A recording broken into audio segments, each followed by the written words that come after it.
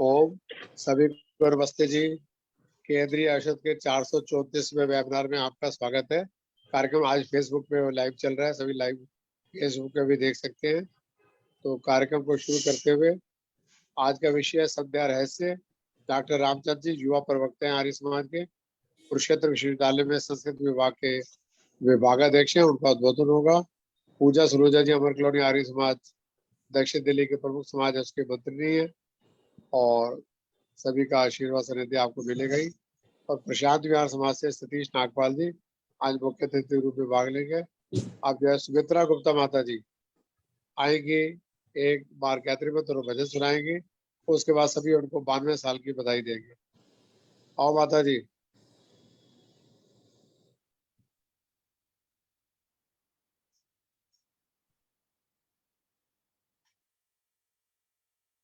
माता जी का लगता है कनेक्शन कट गया। फिर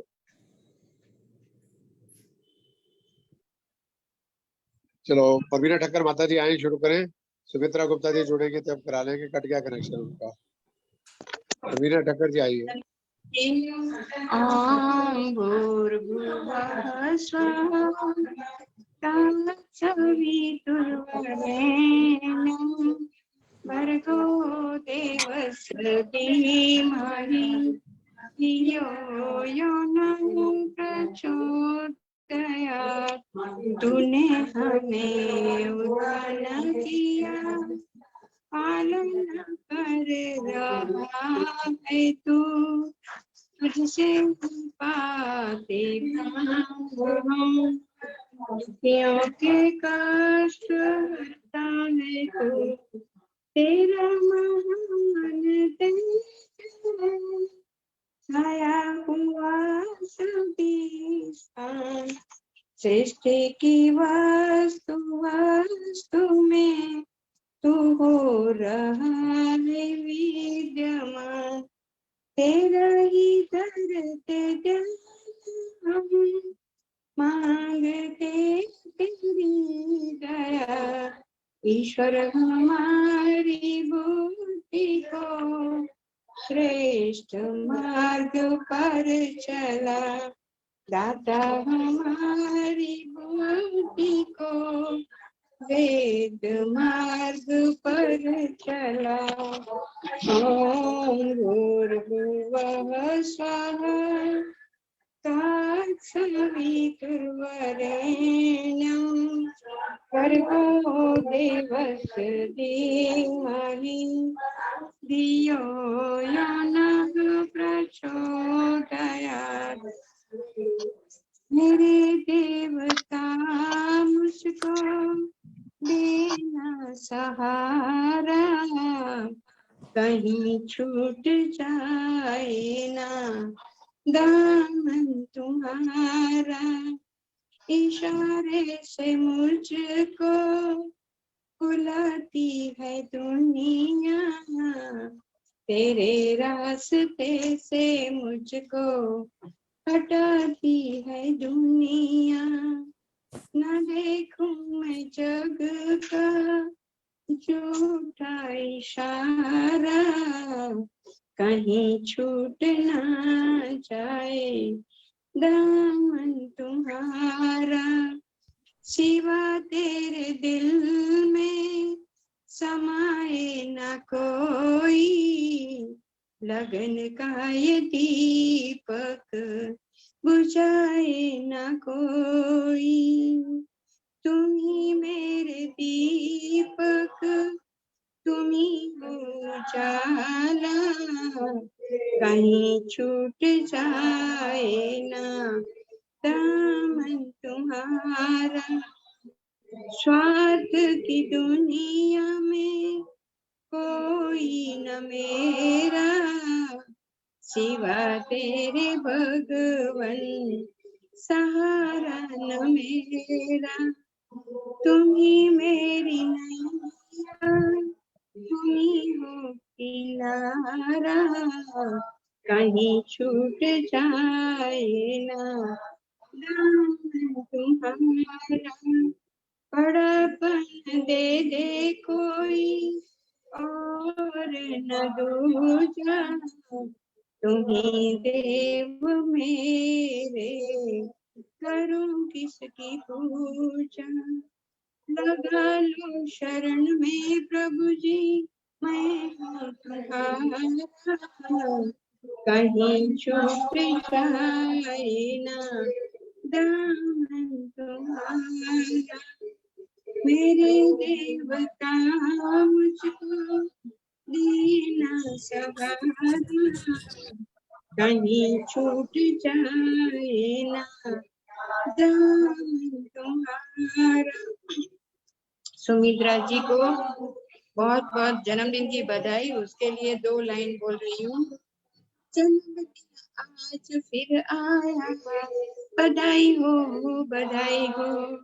जन्मदिन आज फिर आया, बधाई हो बधाई हो। खुशी का रंग है छाया, फिर आया जन्मदिन, बधाई हो बधाई हो। बहुत बहुत धन्यवाद जी समय देने के लिए। सुमित्रा जी की तंदुरुस्ती अच्छी रहे। बहुत बहुत धन्यवाद। धन्यवाद जी, धन्यवाद। हाँ, नमस्ते सभी को, सादर नमस्ते। नमस्कार जी अनिल जी। सुमित्रा गुप्ता माता जी को बधाई हो, 92 साल के हो गए। अब जन्मदिन है। नहीं जी, ज्यादा हो गई, ज्यादा हो गए। जन्मदिन है। चलो सुमित्रा अनिल गुप्ता जी माता जी ज्यादा हो आप एक गए, भजन सुनाओ। 95 हो गए। अच्छा जी सुमित्रा माता जी सुनाओ भजन एक। अच्छा जी, कृष्ण की बधाई चलेगी, कृष्ण भगवान की। जो आपकी इच्छा सुनाओ, आप सबसे बड़े हो हमारे। चलो चलिए यशोदा घर लाल जमिया, चलो चलिए। चलो चलिए यशोदा घर लाल जमिया, चलो चलिए। दिन बधाई चलिए, दर्शन करने चलिए। यशोदा घर लाल जन्मा, चलो चलिए। कोई लाए धोती कुर्ता, कोई लाए टोपी। कोई लाए धोती कुर्ता, कोई लाए टोपी। मैं तो पीला पीतांबर मंगा रखिया, चलो चलिए। मैं तो पीला पीतांबर मंगा रखिया, चलो चलिए। दिन बधाई चलिए, यशोदा घर लाल जमुना, चलो चलिए। चलो चलिए यशोदा घर लाल जमिया, चलो चलिए। कोई लाए रोली और कोई लाए मोली। कोई लाए रोली और कोई लाए मोली। मैं तो चंदन दाटी का मंगा रखिया, चलो चलिए। मैं तो चंदन काटी का मंगा रखिया, चलो चलिए। दिन बधाई चलिए, यशोदा घर लाल जमिया, चलो चलिए। कोई लाए लड्डू तो कोई लाए पेड़ा। कोई लाए लड्डू तो कोई लाए पेड़ा। मैं तो माखन ते मिश्री मंगा रखिया, चलो चलिए। मैं तो माखन ते मिश्री मंगा रखिया, चलो चलिए। दिन बधाई चलिए, चलो चलिए यशोदा घर लाल जमिया, चलो चलिए। कोई लाए खेल खिलौने, कोई लाए छनकना। कोई लाए खेल खिलौने, कोई लाए छनकना। मैं तो चंदन दाचन मंगा रखिया, चलो चलिए। दिन बधाई चलिए, चलो चलिए यशोदा घर लाल जमिया, चलो चलिए। कोई लाए मोटर गाड़ी, कोई लाए रेलगाड़ी। कोई लाए मोटर गाड़ी, कोई लाए रेलगाड़ी। मैं तो उड़न खटोला मंगार किया, चलो चलिए। मैं तो उड़न खटोला मंगार किया, चलो चलिए। दिन बधाई चलिए, ये चलो चलिए यशोदा घर लाल जमिया, चलो चलिए। यशोदा घर लाल जमिया, चलो चलिए। नमस्कार जी। माता सुमित्रा गुप्ता जी का बहुत बहुत धन्यवाद। जन्मदिन की बधाई। उनके धन्यवाद जी। सम्मान में एक कोई बधाई गीत गा दे जन्मदिन का तो अच्छा लगेगा। कुशला जी, ईश्वर देवी जी, कुसुम जी, कोई भी आ जाए। ईश्वर देवी जी आप गा दो। मेरा भी जन्मदिन है आज। हाँ जी, मेरा भी जन्मदिन आज है। चलो अपना भी गा लो, सुमित्रा गुप्ता जी का भी गा लो, मिल के गा लो, दो बहुत लोगों का बढ़िया जन्मदिन। धन्यवाद जी सबको बहुत बहुत। जी। किसको बोलना वो? आप तो ये बोलो, किसको? आप बोलो। अच्छा जी, अच्छा आपका भी जन्मदिन है, वाह, बहुत बहुत बधाई आप दोनों को। चलो ईश्वर जी। देवी जी आप गा लो, अपने लिए भी, सुमित्रा माता के लिए भी। छेड़ा दिलों ने, छेड़ा दिलों ने खुशी का तराना, मुबारक हो तुमको जन्मदिन सुहाना, मुबारक हो तुमको जन्मदिन सुहाना। हर साल यूं ही, हर साल यूं ही सबको बुलाना, मुबारक हो तुमको जन्मदिन सुहाना, मुबारक हो तुमको जन्मदिन सुहाना। जमी झूमती है, मगन झूमता है, खुशियों में हर दिल मगन झूमता है, खुशियों में हर दिल मगन झूमता है। दीवाने हुए हैं, दीवाने हुए हैं केंद्रीय आर्य युवक परिषद वाले, खुशियों ने पी कर इलाही पैमाना, खुशियों का पी कर इलाही पैमाना। फरिश्ते खुदाई, फरिश्ते खुदाई ये आए हुए हैं, तोहफे दुआओं के लाए हुए हैं, तोहफे दुआओं के लाए हुए हैं। हर बोल रहमत, हर बोल रहमत प्यार से भरा हो, इंदाज़े इनका बड़ा मेहरबाना, अंदाज़े इनका बड़ा मेहरबाना। मुबारक हो तुमको, मुबारक हो तुमको जन्मदिन सुहाना, छेड़ा दिलों ने खुशी का तराना। दीपक अमर ये, दीपक अमर ये विनती हमारी, ऊंचों में ऊंची हो गिनती तुम्हारी, ऊंचों में ऊंची हो गिनती तुम्हारी। मिले प्रभु जी का, मिले प्रभु जी का सदा प्यारे तुमको, हैरत से देखे तुमको जमाना, हैरत से देखे तुमको जमाना, छेड़ा दिलों ने। बहुत बहुत धन्यवाद जी आप सभी का, और दोनों माता जी सुमित्रा माता जी और ईश्वर देवी जी को बहुत बहुत जन्मदिन की बधाई पूरे अपना केंद्रीय आर्य युवक परिषद की तरफ से और मेरी तरफ से बहुत बहुत धन्यवाद आपका अनिल जी। बहुत बहुत बधाई जी दोनों के जन्मदिन की। माता सुमित्रा जी आप बताओ, 92 के, 93 के, 94 के? 92, 93, 94? अब तो आप उम्र बता ही सकते हो। मैं 72 72 साल की हो गई। 72 एक कहावत सुनिए भाई साहब कि औरतों सुदर्शन चौधरी जी आए गीत गाते हैं। अब बोलिए।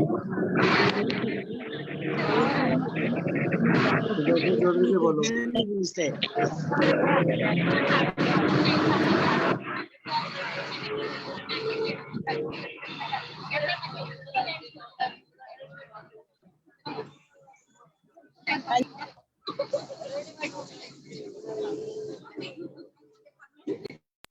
किसका नंबर है बोलने का? अपनी उम्र तो बताओ। सुदर्शन चौधरी जी का नाम लिया ना, सुदर्शन चौधरी जी। 72 में। सुदर्शन चौधरी जी बोलो। मैं बोल दूं भजन एक? हाँ बोलो, स्वागत है, कमाल है आपका तो, हैप्पी बर्थडे। भगवान से प्रार्थना कर रहे हैं हम तो, है ना? चलो 2 शब्द में सिर्फ आपकी बधाई के लिए।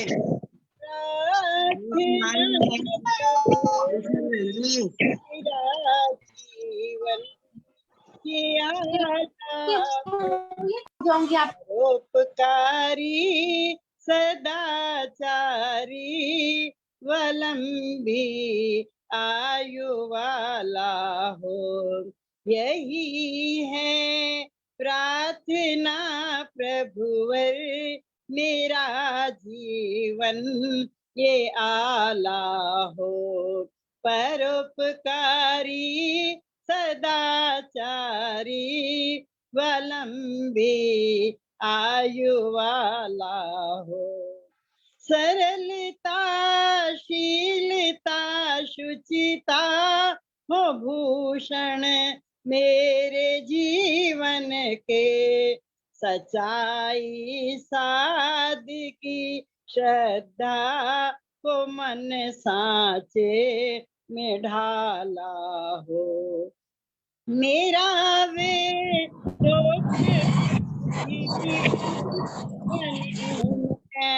धर्म अनुरागी रहूं आज्ञा में वेदों की, न हुक्म वेद टाला हो। तेरी भक्ति में भगवन लगा दूं अपना मैं तन मन, दिखावे के लिए हाथों में थैली हो न माला हो। तजू सब खोटे कर्मों को तजू मैं दुर्वासनाओं को, तेरे विज्ञान दीपक का मेरे मन में उजाला हो। पिला दे मोक्ष की घुट्टी, मरण जीवन से हो छूटी, विनय अंतिम ये सेवक की अगर मंजूर आला हो। यही है प्रार्थना प्रभुवर मेरा जीवन ये आला हो। परोपकारी सदाचारी वलंबी आयु वाला हो। भगवान को प्रार्थना करके बहुत बहुत धन्यवाद, बहुत बहुत शुभकामनाएं माता सुमित्रा गुप्ता जी को, ईश्वर देवी जी को जन्मदिन की बधाई हो। संध्या पांडे जी जुड़ी हैं आज बड़े दिनों बाद। संध्या पांडे जी बोलेंगे एक भजन। ईश्वर की जय। संध्या पांडे जी, चलो सुदर्शन चौधरी जी आप आओ। एक सेकंड। सुदर्शन चौधरी जी आप आ जाओ।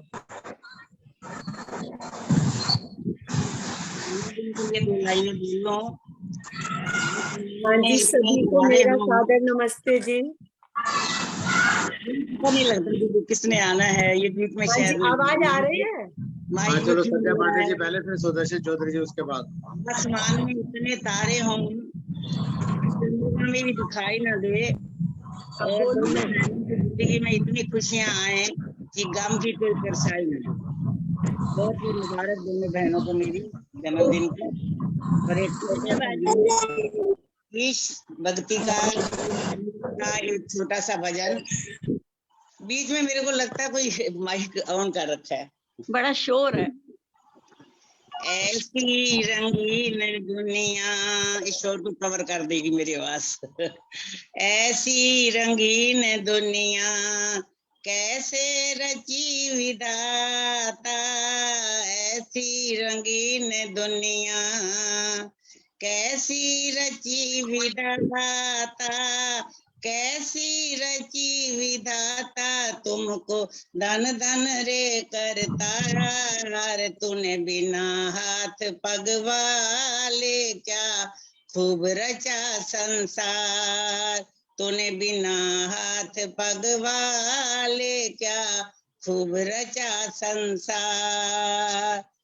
तुझे ढूंढ रहे हैं पर नजर न आए, रहे पास हरदम हम समझ न पाए, तू है सब जग का स्वामी, घट घट में अंतर्यामी, तू है सब जग का स्वामी, घट घट में अंतर्यामी, घट घट में अंतर्यामी, हम सब के पालनहार, तूने बिना हाथ पग वाले क्या खूब रचा संसार, तेरी रचना देखी लगे सब में तू है, ये जन्म और मृत्यु फिर भी शक क्यों है, क्षण करे प्रलय सृष्टि में, कण कण में तेरी दृष्टि में,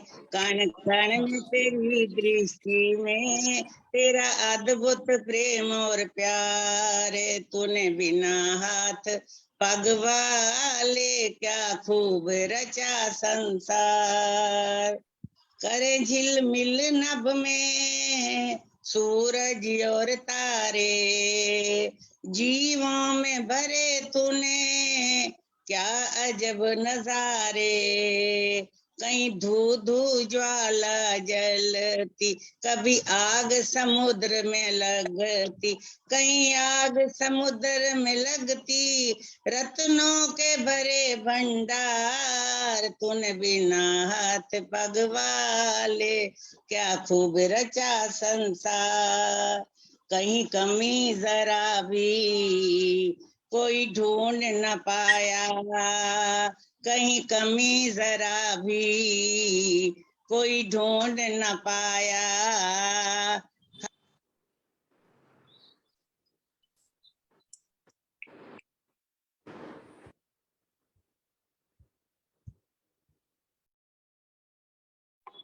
आवाज नहीं आ रही। सुदर्शन जी माइक खोलो, बंद हो गया।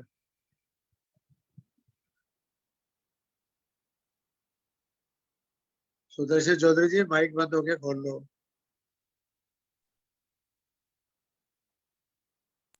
अभी बंद हो या पहले ही हो गया था? अभी हुआ अभी है। अभी हुआ, अभी हुआ है।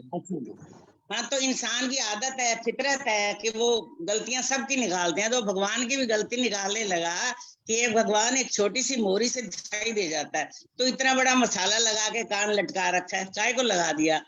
तो ये नहीं समझा इंसान कि बुढ़ापे में जर्जर हालत हो जाती है इंसान की, आंखें कमजोर, कान कमजोर, सारा शरीर कमजोर, और जब दवाई नहीं देगा तो चश्मा पहनने के लिए कमानी लगाएगा तो क्या कील ठोकेगा क्या? तो ऐसी ऐसी कमियां ढूंढता है इंसान, भगवान में भी ढूंढ रहा है।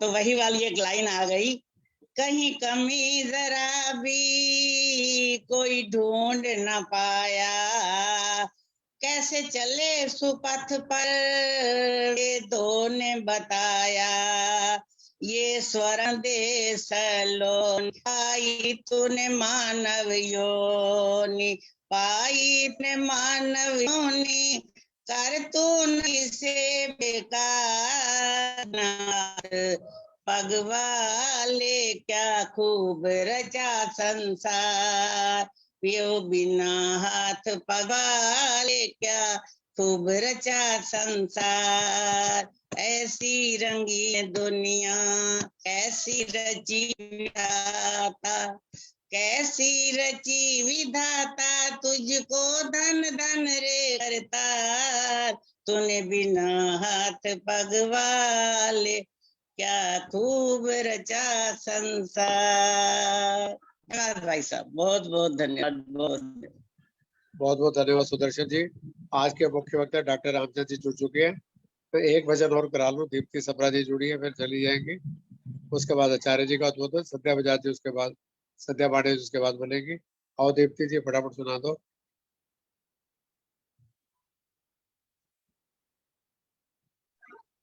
आवाज नहीं आ रही। दीप्ति सप्रा जी एक भजन सुना दो।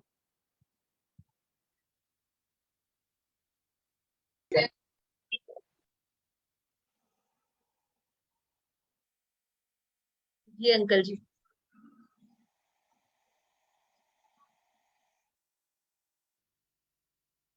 दीप्ति जी बोलो। आवाज आ रही है अंकल जी मेरी? हाँ आ रही है जी, आवाज आ रही है।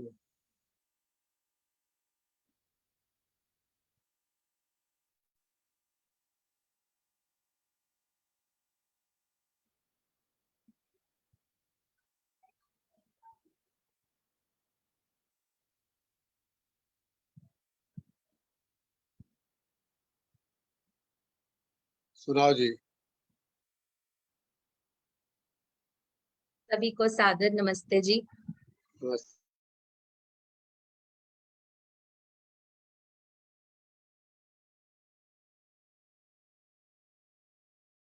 हे भगवान मन के मंदिर में हम तेरी ज्योत जगाते हैं, तुझको ही अपना इष्ट समझ चरणों में तेरे आते हैं। संसार समुंदर में भगवान छोटी सी नाव हमारी है, मझधार भी है तूफान भी है, केवल एक आस तुम्हारी है। एक तेरे भरोसे पर भगवन नैया को खेते जाते हैं। हे भगवन मन के मंदिर में हम तेरी ज्योत जलाते हैं। इस जगती में प्रीतम तेरा, इस जगती में प्रीतम मेरा, अब तेरे बिना कोई और नहीं। मन भूला भटका फिरता, सच मानो तो कोई ठोर नहीं। बेगाने भी बनते अपने, जब तुझको हम अपनाते हैं। हे भगवन मन के मंदिर में हम तेरी ज्योत जलाते हैं। धनवान हुए कंगाल से हम, जब जोड़ लिया तुझसे नाता। बंधु भी हमारे तुम ही हो, तुम हो पिता तुम हो माता। फिर और की चाह लगे कैसी, जब तुझसे नेह लगाते हैं। हे भगवन मन के मंदिर में हम तेरी ज्योत जगाते हैं। ऋषियों ने शरण तुम्हारी, वेदों ने गान किया तेरा। मस्ती में वो ही झूम उठा, जिस मन में हुआ है माँ तेरा, नतमस्तक होकर सब बालक अब तेरी महिमा गाते हैं। हे भगवन मन के मंदिर में हम तेरी ज्योत जलाते हैं। तुझको ही अपना इष्ट समझ चरणों में तेरे आते हैं। हे भगवन मन के मंदिर में हम तेरी ज्योत जलाते हैं। हम तेरी ज्योत जलाते हैं। बहुत बहुत धन्यवाद अंकल जी। बहुत बहुत धन्यवाद दीप्ति जी, बड़े दिन बाद जुड़े। अब आज के मुख्य वक्ता हमारे युवा विद्वान डॉक्टर रामचंद्र जी, विभागाध्यक्ष हैं कुरुक्षेत्र विश्वविद्यालय के। उनसे अनुरोध है कि आज के विषय पर प्रकाश डालें। आज के मुख्य अतिथि सतीश नागपाल जी का स्वागत है और अध्यक्षता कर रही पूजा सुनोजा जी, उनका भी स्वागत है। आइए डॉक्टर साहब जी।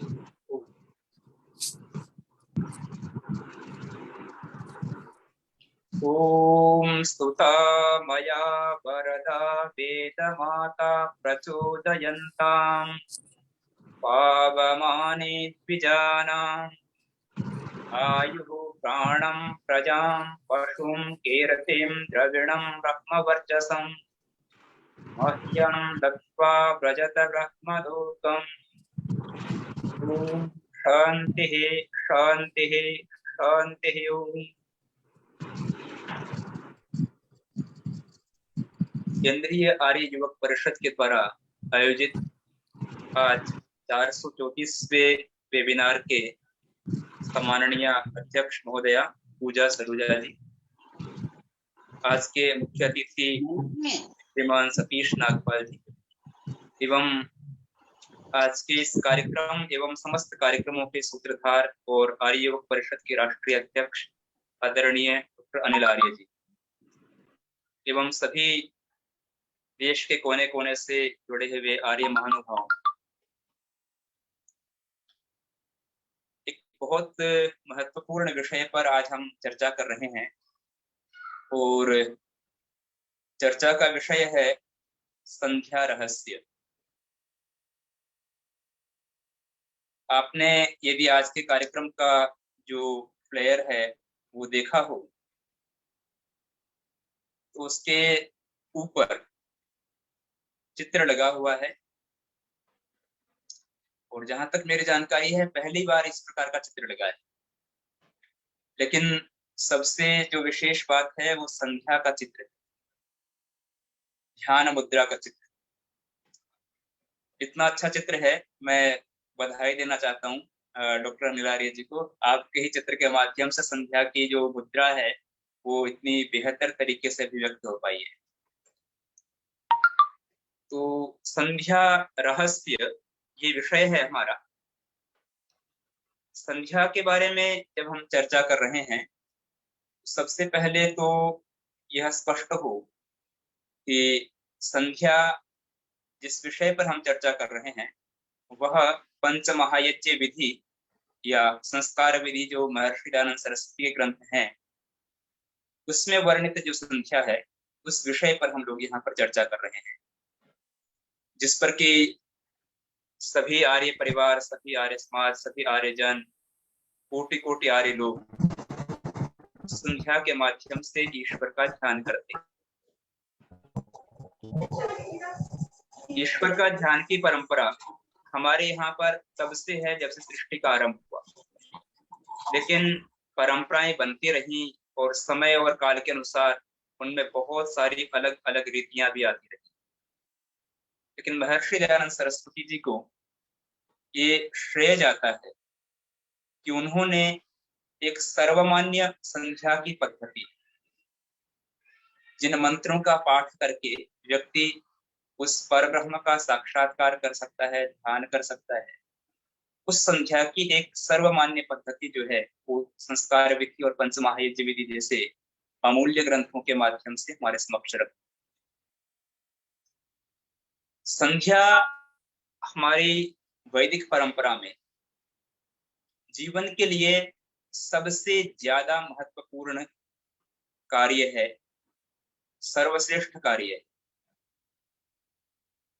क्योंकि जीवन का उद्देश्य केवल जन्म लेना नहीं है, अपितु इसकी जो पूर्ण सार्थकता है, वह पूर्ण सार्थकता इस विषय में है कि हम इस संसार में आकर के एक ऐसा जीवन जी सके जो स्वयं के लिए भी सुखदायी हो और संपूर्ण मानव समाज के लिए भी प्रेरणा का स्रोत, प्रेरणा का केंद्र बन सके। और इससे भी यदि गहराई में जाते हैं तो जीवन का लक्ष्य केवल जीवन जी लेने तक नहीं है, बल्कि जीवन का लक्ष्य है उस परमपिता परमात्मा का साक्षात्कार करना और जीवन के आवागमन का जो हमारा ये चक्र है, इससे मुक्ति प्राप्त करना। तो ये दो विशेष ध्येय है जिसके बारे में उपनिषदों में ये संकेत मिलता है कि इह चेद अवेदित अथ सत्यम अस्ति, न चेत इह अवेदित अथ महति विनष्टि। इसका अभिप्राय है यदि मनुष्य जीवन में आकर के भी आपने परब्रह्म का साक्षात्कार नहीं किया तो इससे ज्यादा बड़ा विनाश नहीं हो सकता। पर क्योंकि हम और आप समाज के जीवन की प्रक्रिया का हिस्सा हैं और उस उच्चतम साधना के क्षेत्र में यदि हम नहीं भी जाते, तब भी जीवन को व्यवस्थित जीने के लिए, सुखपूर्ण बनाने के लिए, शांतिमय बनाने के लिए संध्या की अनिवार्यता का विधान ऋषियों ने किया है। और हमारी आर्य परंपरा इस बात में विशेष रूप से आग्रह करती है कि यदि व्यक्ति प्रतिदिन प्रातः और सायं संध्या नहीं करता तो वह सच्चे अर्थों में मनुष्य इस नाम का अधिकारी भी नहीं रहता। इसका अर्थ है कि हमारे जीवन में और कुछ हम करें या नहीं करें, परंतु संध्या के जो मंत्र हैं उनका पाठ, उनके मंत्रों के अर्थों पर विचार और उस मंत्रों में कहे हुए संदेश के अनुसार जीवन का आचरण, ये हमारे लिए सबसे ज्यादा अनिवार्य। अब सबसे बड़ा प्रश्न जो आज के युग में और ज्यादा उभर करके आता है, जबकि हम आधुनिक दौर में हैं, सब कुछ वैज्ञानिक क्रांति का दौर चल रहा है, इस दौर में संख्या कहाँ दिखती है और क्या आज के युग में भी उतनी ही अनिवार्यता है? तो इसका उत्तर ठीक वही होगा कि चाहे युग कितना भी बदले, तकनीकी कितनी भी उन्नति करती जाए, परंतु संध्या का कोई विकल्प समाज में कभी भी नहीं था, नहीं है और नहीं हो सकता। क्यों? क्योंकि मनुष्य जो कुछ भी उन्नति करता है उसके मूल में सुख और शांति की प्राप्ति होती है हमेशा। और दूसरा, मनुष्य होने का एक जो बड़ा अर्थ है वह ये भी है कि मनुष्य वह नहीं है जो अपने सुख के लिए संसार को विनष्ट करता चले, बल्कि सच्चे अर्थों में मनुष्य वह है जो चाहे कष्ट उठा ले लेकिन अपने स्वार्थ के लिए दूसरों को कष्ट नहीं। और इसके साथ साथ में मनुष्य जो है वह एक आत्मा के रूप में है और परमात्मा जो है संसार के कण कण में विद्यमान है। और हमारी परंपरा इस समय हमारे पास में कम है और विषय बहुत गंभीर गहरा भी है। इस अवधि में मैं कुछ बिंदुओं की तरफ ध्यान आकर्षित भी करूंगा और कुछ पर मैं विचार भी व्यक्त करूंगा कि मनुष्य की आत्मा जो है हम सब प्राणी के रूप में असीम नहीं है, हमारी सीमा है। हम सर्वदा सुखी नहीं रहते, सुख और दुख हमारे जीवन का हिस्सा है। हम हमेशा दूसरों के प्रति करुणा वाले भी नहीं होते, हम कष्टों से युक्त हैं, हम संसार के दुखों से दुखी भी होते हैं। और इसलिए कोई भी मनुष्य कितनी भी उन्नति करे, परंतु इन व्यावहारिक समस्याओं से मुक्ति उसके जीवन में नहीं हो सकती। आज जबकि इतनी बड़ी उन्नति हो गई है, फिर भी कोई भी मनुष्य इस बात का दावा नहीं कर सकता कि मुझे अब सुख और शांति की प्राप्ति। क्यों? क्योंकि वस्तुतः मनुष्य समाज में कुछ भ्रांतियां भी हैं और हम प्रायः संसार के प्रकृति के साधनों से सुख खोजना चाहते हैं। और हमारे ऋषियों ने इस बारे में बहुत गहराई से खोज की कि संसार के पदार्थों में सुख और शांति नहीं है। सुख और शांति का जो मूल केंद्र है वो हमारी आत्मा में निवास करता है। और जितने जितने अर्थों में हम उस परम शक्ति परमात्मा के दिव्य गुणों को अपने जीवन में अपनाते जाएंगे, उतने उतने अर्थों में हम सुख और शांति के पात्र बनते जाएंगे। लेकिन आज का समाज जो इस संध्या की दिव्य परंपरा को छोड़ करके अपनी सुबह का समय, सुबह का आरंभ केवल एक अखबार से शुरू करता है, समाचार पत्र से शुरू करता है, और जीवन में भी धर्म को मुख्य केंद्र नहीं बनाता, बहुत जल्दी सुख पाना चाहता है। और उस सुख पाने के लिए जो उसके साधन है, उन साधनों की पवित्रता के बारे में विचार नहीं करता।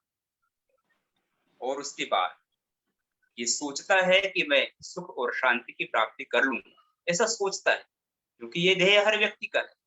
पर बस वो यही गलती करता है जो हमारे ऋषियों ने कहा कि कोई भी व्यक्ति धर्म के मार्ग से मुक्त होकर के, धर्म के मार्ग को त्याग करके कभी भी सुख और शांति की प्राप्ति नहीं कर सकता।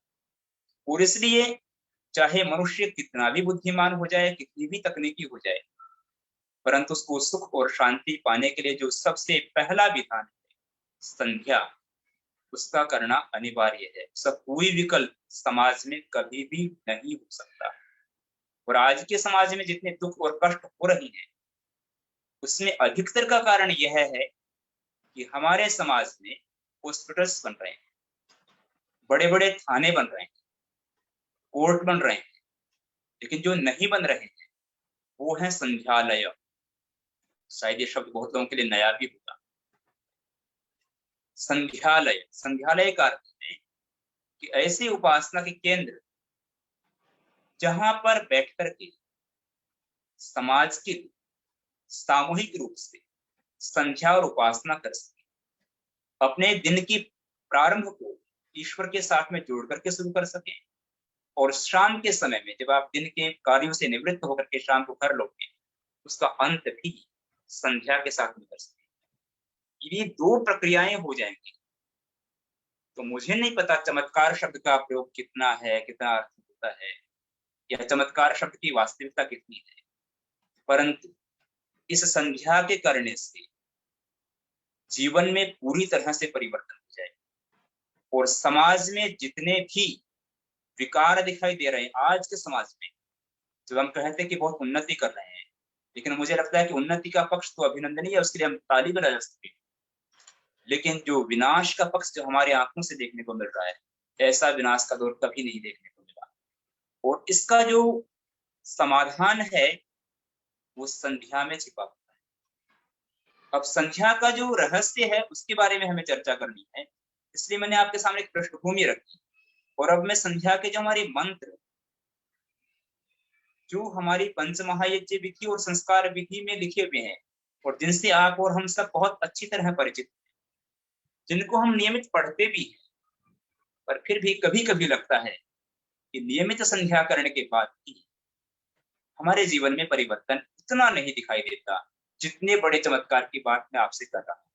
और ये सच्चाई है कि वास्तव में उतना परिवर्तन दिखाई नहीं देता। उसका कारण क्या है? सभी कारण है। जो हमारा पावर हाउस है परमपिता परमात्मा, उसके जितने जितने निकट हम पहुंचेंगे, उतने उतने हमारे आध्यात्मिक जो दोष हैं वो दूर चले जाएंगे। लेकिन कभी कभी आपके साथ में भी ऐसा घटता होगा कि आपने मोबाइल लिया, उसको चार्जिंग के लिए लगा दिया, पर लगाने के बाद में आप स्विच ऑन नहीं करते। जब आप स्विच ऑन नहीं करेंगे तो आपका मोबाइल केवल लगाने से, जोड़ने से वो चार्ज नहीं होगा। ऐसा ही संध्या का विधान भी कुछ इसी प्रकार का है, जिसमें संध्या के मंत्रों के पाठ से कुछ लाभ तो मिलता है, पर जिसको हम रहस्य शब्द दे रहे हैं, जिसकी हम संपूर्ण रूप से कायाकल्प कहना चाहते हैं, वो परिवर्तन तब तक नहीं हो सकता जब तक मंत्रों के भावों को आत्मसात नहीं करेंगे। और आत्मसात के आगे उनको जीवन में व्यवहार के स्तर तक लाने का प्रयत्न नहीं करें। संध्या का अभिप्राय क्या है? संध्या का अभिप्राय है संध्यायन्ति यया संध्यायन्ति यस्याम इति वा सा संध्या। संस्कृत की पंक्ति, और मैं आपको कहना चाहता हूं कि दुनिया की भाषाओं में जो गंभीरता संस्कृत में है वो दुनिया की और किसी भाषा में नहीं। इसलिए संध्या संस्कृत के ही मंत्रों से होती है। हम और भाषा में प्रार्थना कर सकते हैं, लेकिन जो उच्चता, जो वैज्ञानिकता, जो गहराई इन मंत्रों में है, संध्या के संस्कृत के मंत्रों में है, वो उच्चता और किसी भाव में आ नहीं सकती। इसलिए संध्या का अभिप्राय है कि जिसमें हम ध्यान कर सकते हैं, जिन मंत्रों के द्वारा ध्यान कर सकते हैं और जिस प्रक्रिया में आत्मसात होकर के हम ध्यान कर सकते हैं, वह संध्या होती है। हमारे उपनिषदों में एक मंत्र कहा हुआ है, वहां पर आता है कि मनुष्य का जो जन्म हुआ है, ये स्वाभाविक रूप से इसकी इंद्रियां जो हैं वो परांची हैं, बहिर्मुख। उन बहिर्मुख होने वाले इंद्रियों को नियंत्रित करना, उसके लिए एकमात्र मुद्रा है संसार में, और वह मुद्रा है आंखों को बंद करके ज्ञान मुद्रा में बैठ करके और अंदर लीन होकर के पूरी तरह से घड़ी भर भी ऋषि दयानंद बार बार शब्द का प्रयोग करते हैं, घड़ी भर भी जो व्यक्ति ध्यान करता है उसके संपूर्ण कलमश पाप दूर हो जाते हैं, तो वो आध्यात्मिक चेतना से संपन्न बन जाते हैं। ऋषि दयानंद की जो संध्या है उस पर हम अब विचार करेंगे, और उसमें आप देखिए कि उसमें जो क्रम है वो कितना अद्भुत है। इसका जो प्रारंभ होता है वह है गायत्री मंत्र। गायत्री मंत्र के साथ में शिखा बंधन का एक विधान है। आज तो हमारे समाज से शिखा बंधन का अवसर ही नहीं मिलता, क्योंकि समाज में शिखा का प्रचलन ही कम हो गया। लेकिन ये जो विधान है वह शिखा बंधन से प्रारंभ होता है। जब हम गायत्री मंत्र का उच्चारण करेंगे सबसे पहले, और उसके बाद में शिखा बंधन करेंगे। जो गायत्री मंत्र है, ये गायत्री मंत्र गुरु मंत्र कहलाता है, ये सविता मंत्र कहलाता है, इसे वेद माता कहा जाता है। इस मंत्र में भी अद्भुत रहस्य है। वैसे तो वेद का हर मंत्र अपने आप में ज्ञान समृद्धि का कोश है, खजाना है। ये जो मंत्र है गायत्री मंत्र, इसको हमारी संपूर्ण परंपरा में एक सबसे प्रमुख मंत्र के रूप में विधान किया है।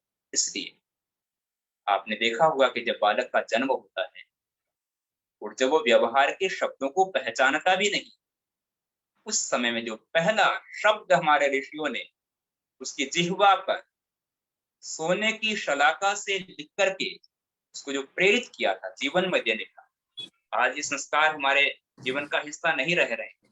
इस मंच के माध्यम से मैं कहना चाहता हूँ कि संस्कार हमारे जीवन का हिस्सा होना चाहिए। वहां पर वो शहद से जिह्वा पर लिखते थे ओम, और उसके बाद में पिता उसके कान में जब ये कहता था वेदोसी, पवित्र भाव से कहा हुआ एक शब्द जीवन में किसी बहुत बड़े कायाकल्प से कम नहीं होता। और आज जब हम इन संस्कारों से मुक्त होकर के जीवन को उन्नत बनाने की कोशिश करते हैं तो वो कोशिश कभी भी सफल नहीं होती। जब आचार्य पहला मंत्र बुलवाते हैं तो पहला मंत्र गायत्री मंत्र के द्वारा शिक्षा दी जाती है। अभी ओम जो शब्द है, गायत्री का एक अर्थ होता है गायंतम त्रायतीति गायत्री। जो व्यक्ति गायत्री मंत्र का पाठ करता है, उस पाठ करने वाले व्यक्ति को वो सब कुछ मिल जाता है जो पाना चाहता है। शायद समाज के व्यक्ति इस बारे में विश्वास नहीं करते होंगे, लेकिन गुरु विरजानंद जी महाराज ने, जो महर्षि दयानंद के गुरु थे, 3 वर्षों तक गंगा के प्रवाह के बीच में बैठ करके जब गायत्री की साधना की थी, तो आप उनके जीवन में जो उच्चता थी उसकी हम कल्पना नहीं कर सकते। केवल मेटेरियल वाले जंगल को, संसार की संपत्ति को पाना उन्नति नहीं है। शायद हमने उन्नति का जो पैमाना संसार के भौतिक पदार्थ की प्राप्ति में बना दिया, ये पैमाना भी गलत है। अपितु आध्यात्मिक उन्नति, इसमें व्यक्ति एक अद्वितीय तृप्ति का अनुभव कर सके, वह उन्नति जो है गायत्री मंत्र के द्वारा प्राप्त करती है। इसके बाद गायत्री मंत्र के बाद में जो दूसरा मंत्र व्यक्ति बोलता है वह आचमन मंत्र है। पूरी आचमन का विधान, इसमें यदि आप ध्यान देंगे, सभी को मंत्र याद है, सन्नो देवीरभिष्टय आपो भवन्तु पीतये। इसमें आपः भवन्तु कहा, आपः का अर्थ होता है जल, लेकिन आपः का अर्थ केवल जल नहीं होता। हमारी व्यवस्थाएं जो हैं वो प्रतीक के साथ में जुड़ी हुई। हम जल लेते हैं हथेली में आचमन करने के लिए, पर एक जल जो संसार में, भौतिक संसार के अंदर दिव्य शांति का प्रतीक है, इसके अलावा कोई भी शांति का प्रतीक दूसरी चीज है नहीं। लेकिन एक दिव्यता जो परम पिता परमात्मा की ज्ञान की दिव्यता है, वह भी आपः। शम्नो देवी, ये हमारे यहाँ पर ब्राह्मण ग्रंथ में एक बात कही गई है कि हम आचमन क्यों करते हैं, तो उसमें कहा हुआ है कि जल संसार में सबसे ज्यादा पवित्र है, और इसलिए क्योंकि हमारे जीवन में सबसे ज्यादा पवित्रता चाहिए, इसलिए हम प्रतीक के रूप में जल को लेते हैं और उस जल के माध्यम से हम उस बड़े प्रतीक को पाने का प्रयत्न करते हैं। अब आप इसमें शब्दों को ध्यान दीजिए, क्योंकि संस्कृत के मंत्र जब हम पढ़ते हैं और उसके भाव यदि थोड़े से समझ लिए जाएं तो सच्चे अर्थों में उसका एक बड़ा लाभ होगा। और वह लाभ क्या है? वह लाभ है, आवाज आ रही है मेरी? हाँ जी, आ रही है आवाज आपकी। अच्छा,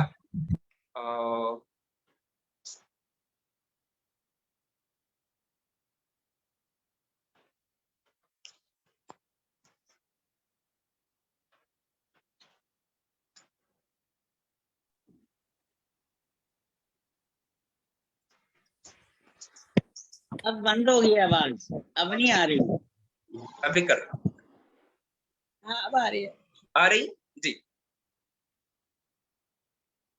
तो आपो भवन्तु पीतये में यहाँ पर सन्नो देवी ही अभिष्टये, इसमें देवी शब्द कहा हुआ है। देवी का अभिप्राय होता है दिव्यता से युक्त, ऐसे जल, ऐसी वो परम शक्ति जो अत्यंत दिव्यता से युक्त है, वह हमारे साथ में जुड़े। और इसके बाद में संयोः अभिस्रवन्तु नः, ये जो अभिस्रवन्तु है इसका अर्थ क्या है?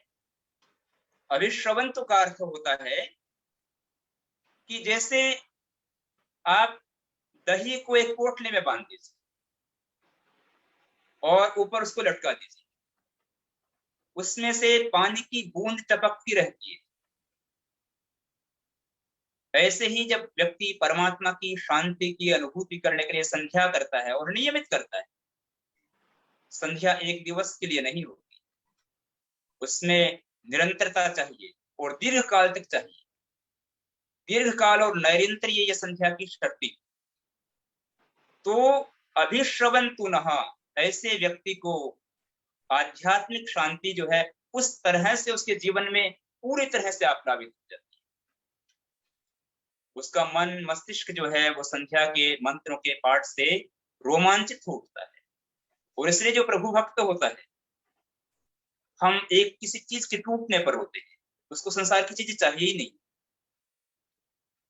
क्योंकि हमने अपनी लाइन के ऊपर कोई पैमाना ही खड़ा नहीं किया। इसलिए हमारा जीवन सुख और शांति के साथ में तृप्त ही नहीं होता, क्योंकि हम ये चाहिए, इसके बाद ये चाहिए, इसके बाद में ये चाहिए। ये समझना होगा कि हम इसके बीच में एक कोई सीमा रेखा बनाएं। और साथ साथ में जब हम मंत्र का पाठ करते हैं तो इसका अर्थ है अभिश्रवन्तु नः, कि वो दिव्यता की जो सृष्टि है वो हमारे ऊपर उस तरह से स्रवित होती रहे, जैसे कि आपने कोई पोटली दही की बांधी और उससे जल की बूंद धीरे धीरे टप टप आपके सामने गिरती हुई दिखाई देती है। क्योंकि शांति का भी यदि वर्षा हो जाए तो वह वर्षा में जैसे पानी पूरी तरह से टपकता है, बादल गरजते हुए बरसते हैं, तो उसके अंदर व्यक्ति को शांति की अनुभूति नहीं होती। अपितु जब वर्षा होती रहती है, शांत अर्थात टपकता रहता है जल, उस शब्द के लिए अभिस्रवन्तु शब्द का प्रयोग किया है। इसके बाद में जो मंत्र है, इंद्रिय स्पर्श मंत्र आते हैं, ओम वाक वाक प्राण प्राण। कई बार व्यक्ति जो है संध्या करने के लिए संध्या को संध्या के आडंबर में ले लेते।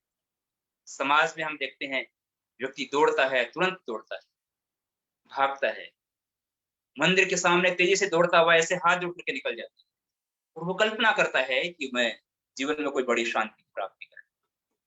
हमारी वैदिक परंपरा इस प्रकार की प्रार्थना को प्रार्थना नहीं मानती। कहते हैं कि एक बार हनुमान जी के बारे में कथा है, वैसे ही समझाने।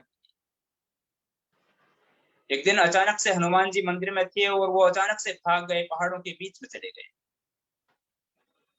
तो अगले दिन पुजारी पहुंचा तो उन्होंने कहा कि कोई है नहीं। तो खोजते खोजते गए तो पहाड़ों में चले गए। तो उन्होंने कहा कि वर्षों पहले, शताब्दियों पहले लोग ध्यान से ईश्वर का ध्यान करते, और तेजी आई तो लोग आराम से लंबे समय के बजाय कुछ घंटों के लिए करने लगे।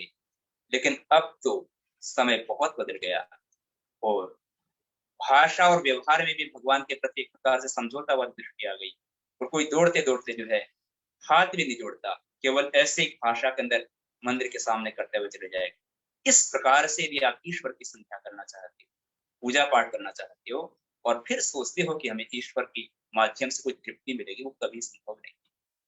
संध्या के जो मंत्र है इसमें इंद्रिय स्पर्श मंत्र, ये इस बात को प्रेरित करते हैं कि साधना तब होगी जब आप शारीरिक रूप से पूरी तरह से स्वस्थ होंगे।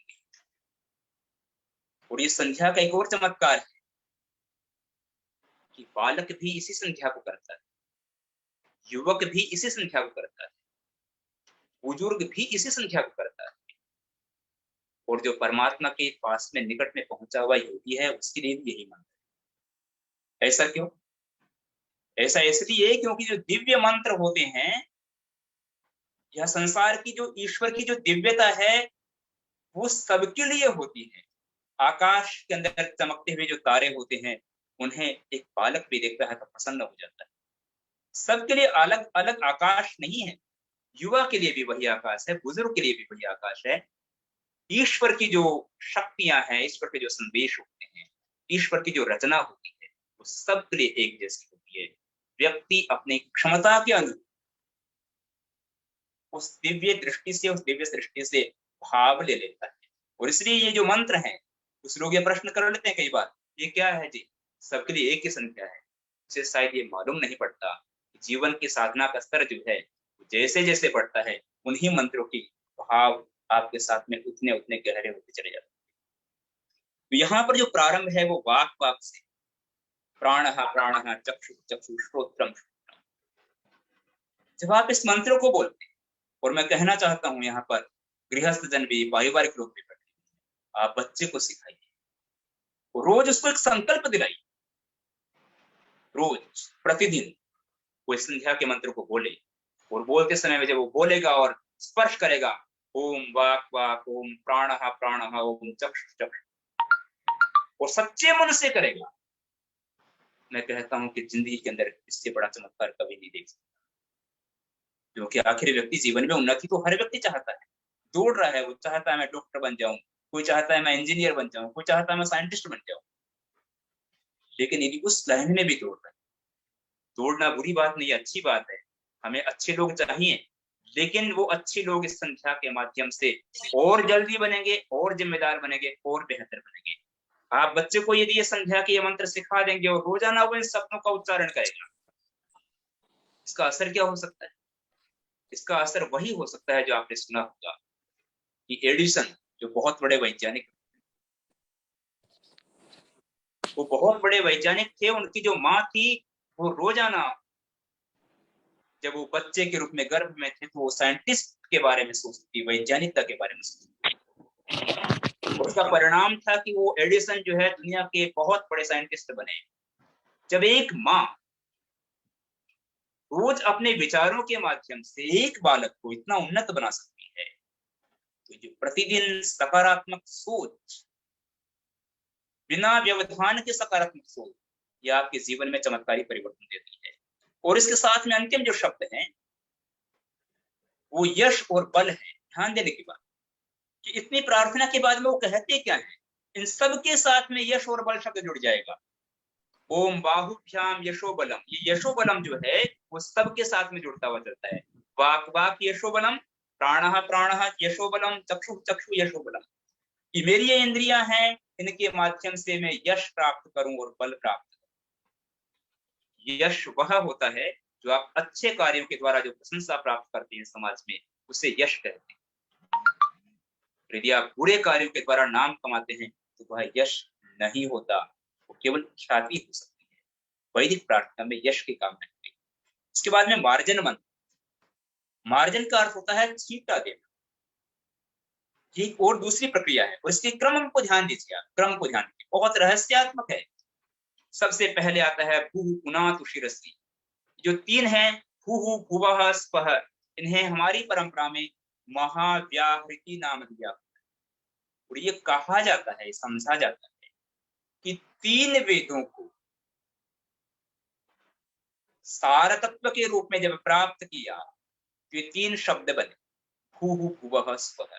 वस्तुतः हर एक शब्द अपने आप में लंबी व्याख्या की अपेक्षा करता है, मैं आपको इंगित मात्र कर रहा हूँ कि भू पुनातु शिरसी, यहाँ से मार्जन शुरू होता है और अंत में आता है तपः पुनातु पादयो। योगिक साधना भी, जो लोग योग के साथ में जुड़ते हैं, उन्होंने भी कभी योग निद्रा के साथ में जुड़ने का अवसर मिला तो इसमें एक संकल्पना होती है, इसमें व्यक्ति पैर के अंगूठे से लेकर के सिर के चोटी तक, शिखा तक संपूर्ण अंगों के साथ में तल्लीनता और एक आध्यात्मिकता की अनुभूति करता है। ऐसे ही भू पुनातु शिरसी, उसके बाद में नेत्रयोः, उसके बाद में कंठे, कंठे हृदय, नाभि, इन अंगों के बारे में विचार करना और फिर उनको एक शुद्ध मार्ग की तरफ लगाने के लिए प्रतिदिन संकल्प करना, ये किसी साधारण व्यक्ति को असाधारण बनने का सबसे बड़ा साधन है। इसके बाद में जो प्राणायाम मंत्र, ये प्राणायाम हमारे जीवन की एक बहुत बड़ी संकल्पना ऋषियों ने दी। आज तो प्राणायाम कहीं ना कहीं व्यवसाय के रूप में परिणत हो गया, लेकिन ऋषियों ने जीवन में आध्यात्मिक उन्नति के लिए जो महत्वपूर्ण साधन माना था वह प्राणायाम को माना। और मनुस्मृति में एक संदेश आता है, वहां पर कहा हुआ है कि जैसे लोहा धोखने के अंदर लोहे को रख देता है और अग्नि के प्रभाव से, अग्नि के संपर्क से उस लोहे के जितने भी दुर्गुण हैं वो सब के सब नष्ट हो जाते हैं और शुद्ध लोहा मूल रूप में आपके सामने आ जाता है। ऐसे ही जो व्यक्ति अपने जीवन के सारे क्लेशों को, आज हम स्ट्रेस, तनाव, ऐसे शब्दों का बहुत प्रयोग हो रहा है। छोटे छोटे बच्चे, हमने पता नहीं क्या दिया क्या नहीं दिया, लेकिन हमने छोटे छोटे बच्चों को भी स्ट्रेस और तनाव दे दिया और इसको मिटाने का एकमात्र साधन है संध्या। इसके अलावा और कोई फिलोसफी, कोई साइकोलॉजी, कोई मेडिसिन काम नहीं कर सकती। तो इस दुर्भाग्य के दौर में यदि आप श्रेष्ठ बनना चाहते हैं तो संध्या के मंत्र जो है वो चमत्कारी रूप से आपके समक्ष आते हैं। ये जो प्राणायाम मंत्र है, और सच्चे अर्थों में जब व्यक्ति प्राणायाम करता है तो ऐसा माना जाता है कि जैसे हवा जो है वो पंखे को चलाती है। जब पंखा चलता है तो हवा, यदि पंखे को आपने पकड़ लिया तो हवा की जो गति है वो कम हो जाती है। ऐसे ही प्राणायाम के माध्यम से मन के ऊपर पूरी तरह से नियंत्रण हो जाता है, 100%। आज हम सबसे बड़ा जो शत्रु मानते हैं मनुष्य का, कहते हैं कि हमारा मन बहुत चंचल है। हम चाहते तो है यहाँ जाना लेकिन मन वहां ले जाता है। हम पढ़ना चाहते हैं, मन नहीं लगता। हम कुछ अच्छी चीज को सुनना चाहते हैं, मन नहीं लगता, हमेशा गलत दिशाओं में जाता है। ये सच है। लेकिन ये जो मन है ये तब तक शत्रु है जब तक आप इसको संध्या के साथ में नहीं जोड़ते। लेकिन यदि आपने मन को संध्या के साथ में जोड़ दिया और आप इसके नियंता या सारथी बन गए तो मन से बड़ा आपका कोई मित्र भी नहीं हो सकता जो आपके जीवन को पूरी तरह से बदल। तो संध्या के जो ये मंत्र है, प्राणायाम मंत्र, ये इसके बाद में ऋषि ने लिखे। इसके बाद में अगले जो मंत्र हैं, 3 मंत्र, वो अघमर्षण मंत्र कहलाते हैं। अघ का अर्थ होता है पाप, अघ का अभिप्राय है पाप, और मर्षण का अर्थ है नष्ट करना। ये जीवन का एक बड़ा उद्देश्य। एक प्रकार से आप कल्पना कीजिए कि समाज की संपूर्ण बुराइयों को नष्ट करना, क्योंकि व्यक्ति श्रेष्ठ होगा, समाज श्रेष्ठ होगा, समाज श्रेष्ठ होगा, राष्ट्र श्रेष्ठ होगा, राष्ट्र श्रेष्ठ होगा, धीरे धीरे विश्व तक की बात पहुंचती है। लेकिन विश्व तक की बात बाद की है, क्योंकि संध्या व्यक्तिगत विषय है। इसलिए मैं अघमर्षण मंत्र का अर्थ है अघ अर्थात पाप, पाप को नष्ट करना। हर एक व्यक्ति जो है वो पाप से, अहंकार से, दोषों से बहुत त्रस्त है। बड़े बड़े पदों पर व्यक्ति पहुंच जाता है, लेकिन बड़े पद पर पहुंचने के बाद में शांति उसको मिल जाए, ये संभव नहीं। तो जो अघमर्षण है, इस अघमर्षण के मंत्रों पर आप घंटों चिंतन कर सकते हैं। एक और दूसरी बात यह है कि संध्या के मंत्रों का अर्थ ये नहीं है कि केवल इतने ही मंत्र हैं, एक दूसरी बात में संकेत के रूप में कह रहा हूं, बल्कि ये एक प्रक्रिया है जो ऋषि दयानंद ने सबके लिए, क्योंकि सामूहिक चेतना बहुत जरूरी है। आप एक बच्चे को दिखाइए, उसको आप पढ़ने के लिए कीजिए, वो पढ़ नहीं पाता, उसका मन नहीं लगता। लेकिन उसको आप स्कूल में ले जाइए जहां पर 20 बच्चे पढ़ रहे हैं, उसका मन अपने आप लग जाता है। तो मनुष्य की मनोवृत्ति है, वो अकेला कई बार अपने आप को एकाग्र नहीं बना पाता, लेकिन जब सामूहिक चेतना देखता है, उसका मन भी एकाग्रता के साथ जुड़ जाता है। इसलिए इन संध्या मंत्रों का विधान किया गया है। यदि व्यक्ति इससे आगे बढ़ना चाहता है तो उसके रास्ते का कोई सीमा नहीं है, वो तो असीम होता है।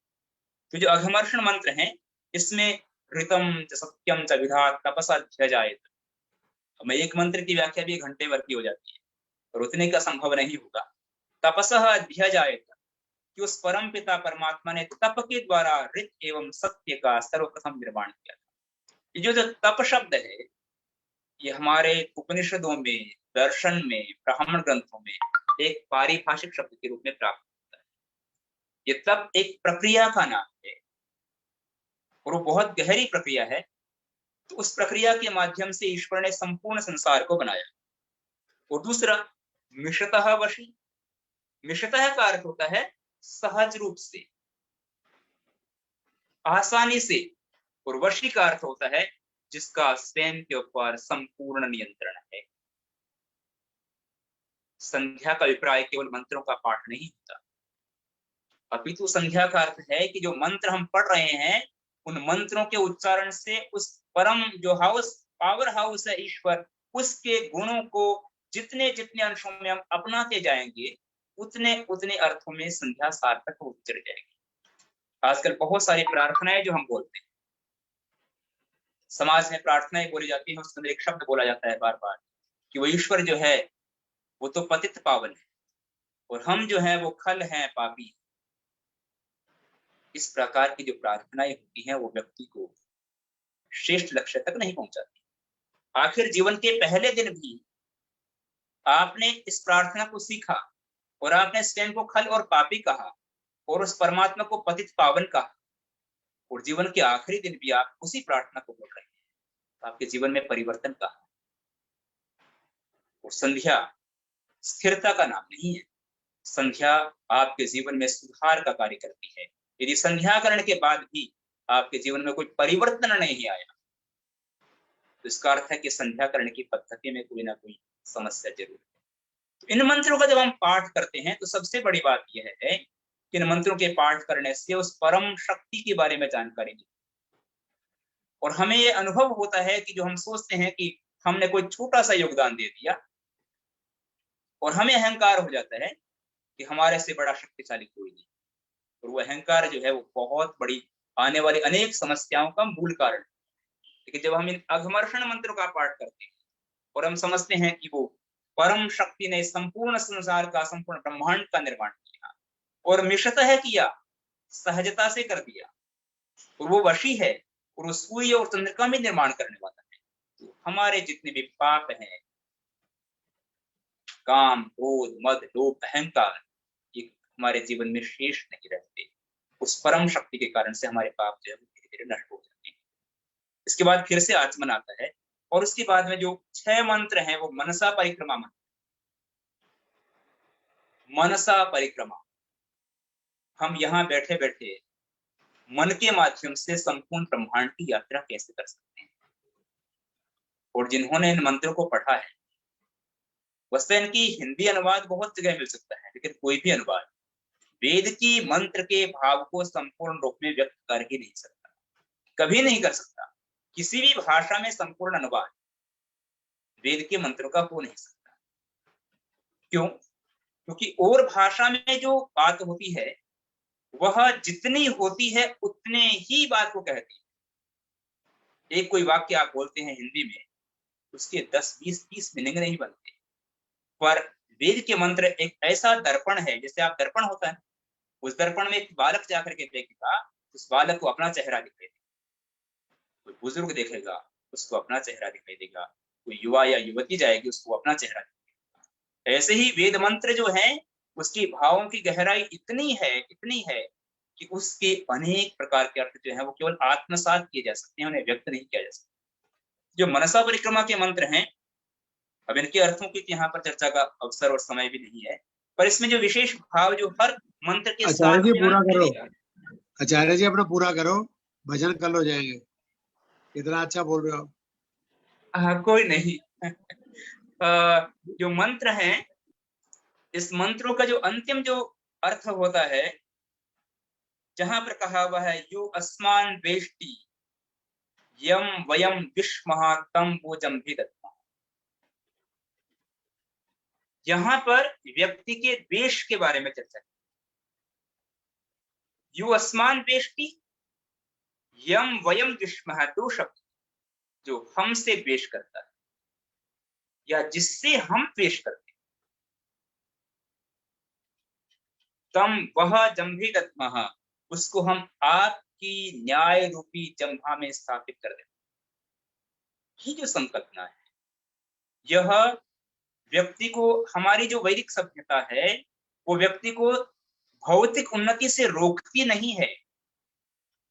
हम तो इस बात के हमेशा मंत्र बोलते हैं, वयम श्याम पतयो रैणाम, हम धन ऐश्वर्य के स्वामी बने। कोई भी धार्मिक व्यक्ति जो है, यदि वो दरिद्र है तो उसकी धार्मिकता के बारे में जरूर विचार करना चाहिए, क्योंकि हमारी संस्कृति जो है वो दरिद्रता की संस्कृति नहीं है।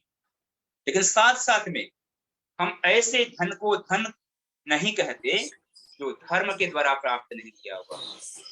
और इसलिए दो शब्द हमारे यहाँ पर प्राप्त होते हैं, थोड़ा थोड़ा विषय साथ साथ में जुड़ जाता है। एक धन होता है, एक रई होता है। धन वह होता है जिसको व्यक्ति कहीं से भी किसी भी तरह से प्राप्त कर लेता है, उसे धन कहते हैं।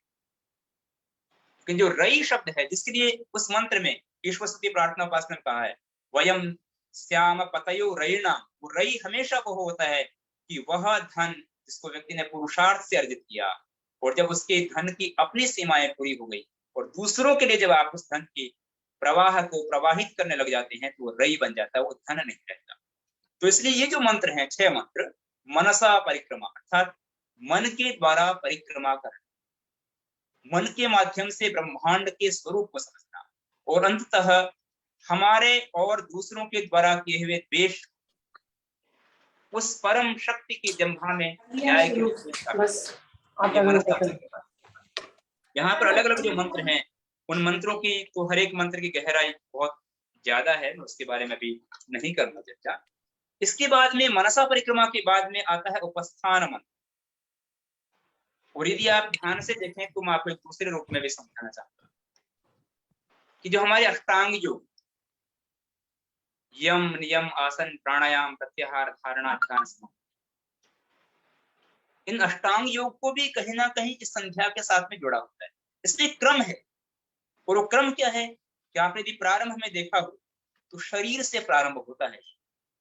संध्या का जो क्रम है वो शरीर से प्रारंभ होता है। शरीर से प्रारंभ होने के बाद में वो मन तक पहुंचता है।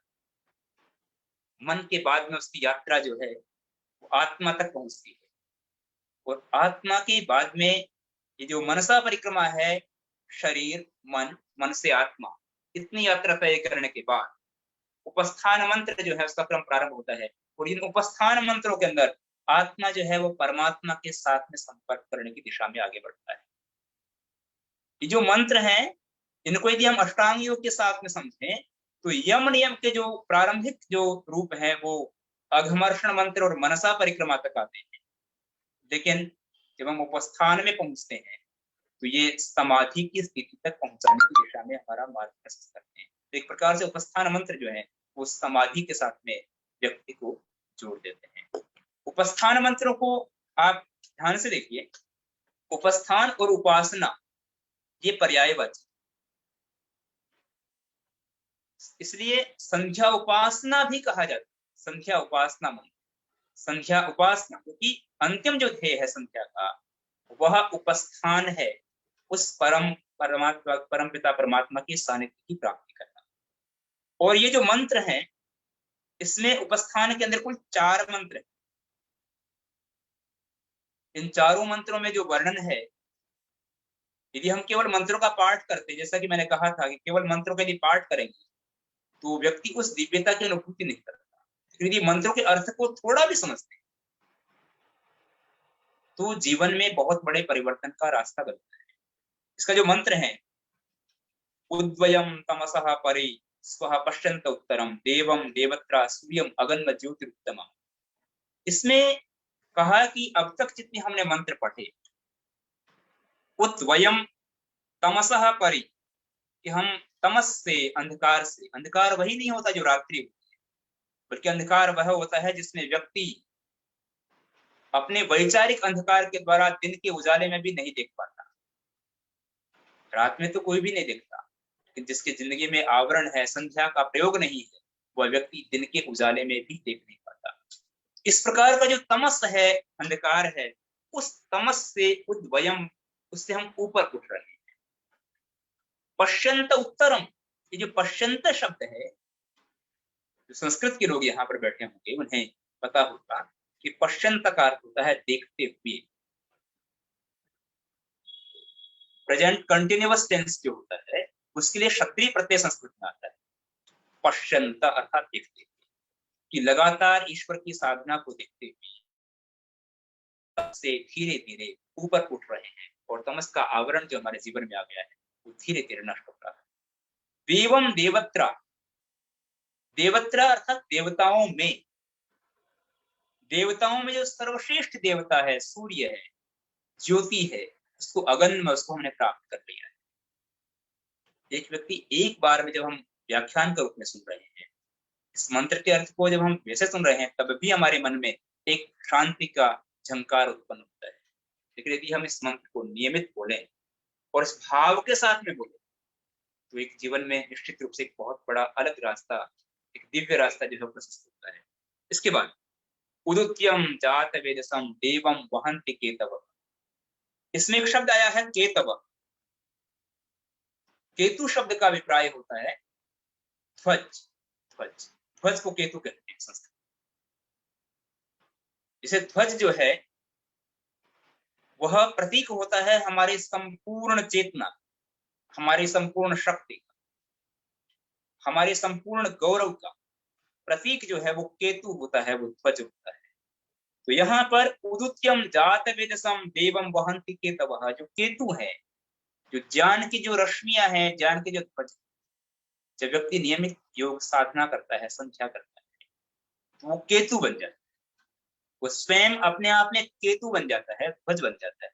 और जो ध्वज होता है वो ध्वज अपने आप में लक्ष्य नहीं है, ध्वज भी किसी बड़े लक्ष्य की राह दिखाता है, और वो बड़ा लक्ष्य है जात वेदस।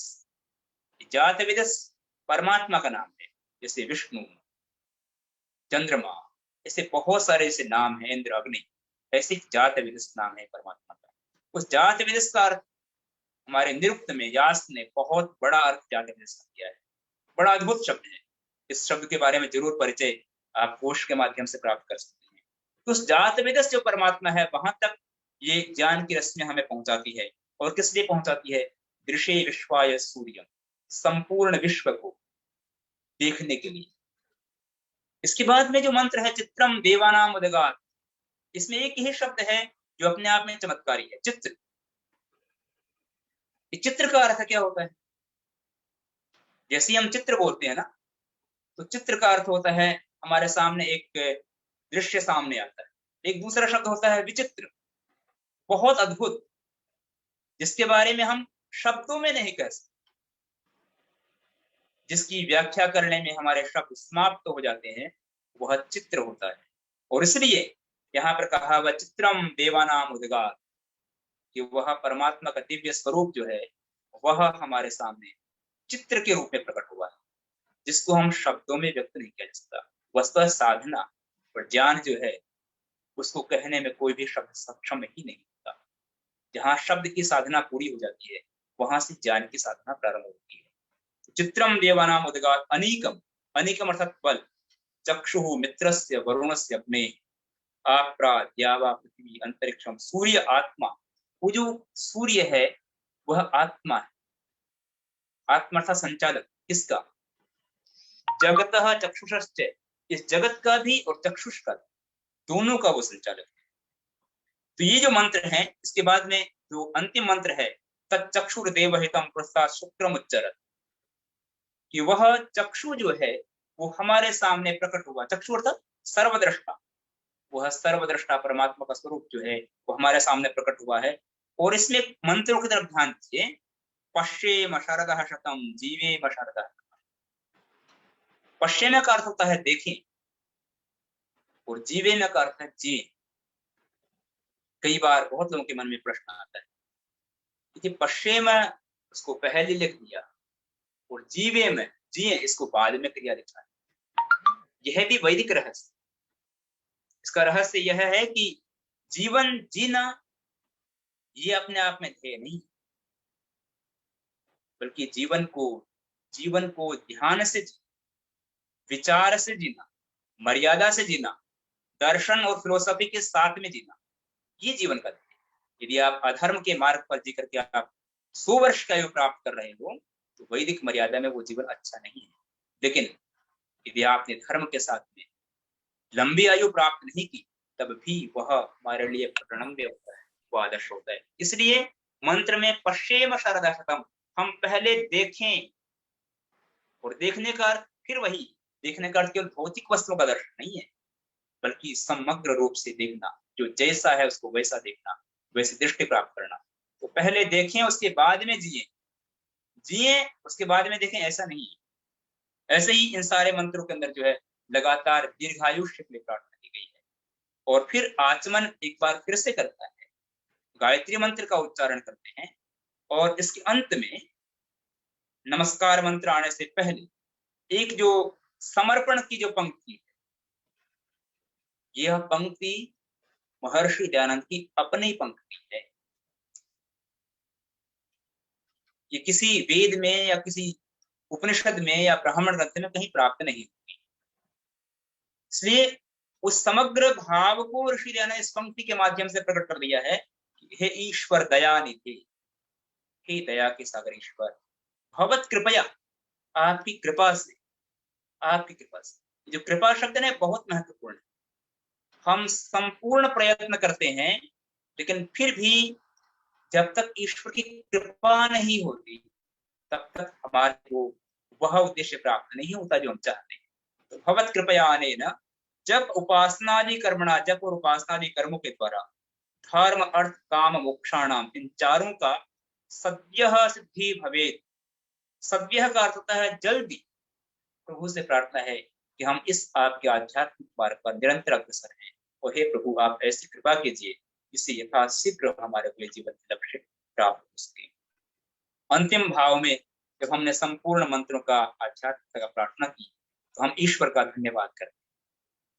और इसमें शब्दों में एक जगह पर भू धातु का प्रयोग है और एक जगह पर क्री धातु का प्रयोग है।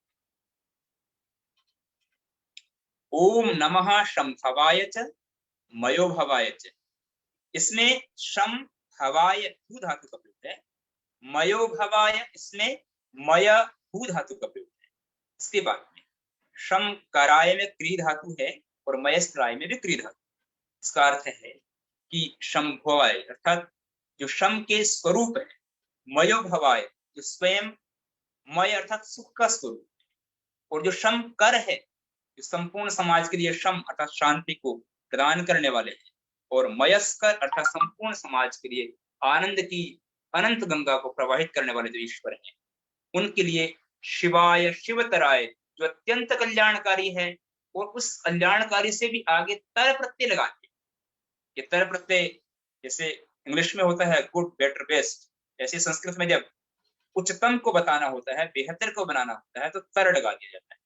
तो शिवाय शिवतराय, जो शिव है और शिवतर है, उसकी प्राप्ति के लिए हमने ये संध्या उपासना की। ऐसे उस दिव्य परमात्मा को हमारा नमस्कार। तो संध्या अपने आप में एक ऐसा विधान है, संपूर्ण विधान, जिसको करने वाला व्यक्ति भौतिक पदार्थ को भी प्राप्त करेगा, संपूर्ण उन्नति जो चाहता है उसको प्राप्त करेगा, लेकिन उसमें एक अंतर होगा। सामान्य रूप से व्यक्ति उन्नति करता है तो दोषों से युक्त हो जाता है, उस पर अहंकार आ जाता है। संध्या करने वाला व्यक्ति शारीरिक रूप से, मानसिक रूप से, आध्यात्मिक रूप से पूर्णतः स्वस्थ बनेगा। संसार में आने वाले बड़े से बड़े कष्ट को भी आसानी से उसके पार जा सकेगा, और जो चाहता है उसको निश्चित रूप से प्राप्त हो सकेगा। और उसके बाद में उन सब से पाकर के भी अहंकार न करके उसमें भी निष्काम भाव से सहज रूप से उनको भी त्यागने का सामर्थ्य रखेगा। तो संध्या हमारे जीवन का बहुत बड़ा अंग है। और ऋषि मुनि इस बारे में कहते थे कि व्यक्ति को एक दिन प्रातः और सायं इन दोनों समय में संध्या नहीं छोड़नी चाहिए। आप जो भी पाना चाहते हैं संध्या के माध्यम से प्राप्त करेंगे। और वर्तमान समाज में जो संध्या की जो व्यवस्थित प्रक्रिया है उसका जो अभाव हो रहा है, उससे सामाजिक संकट हमारे को दिखाई दे रहा है। जितने भी हमारे कार्यक्रम से जुड़े हैं उन सभी को, खास करके जो अपने परिवार के बच्चे हैं, उन्हें शुरू से ही संध्या सिखाई।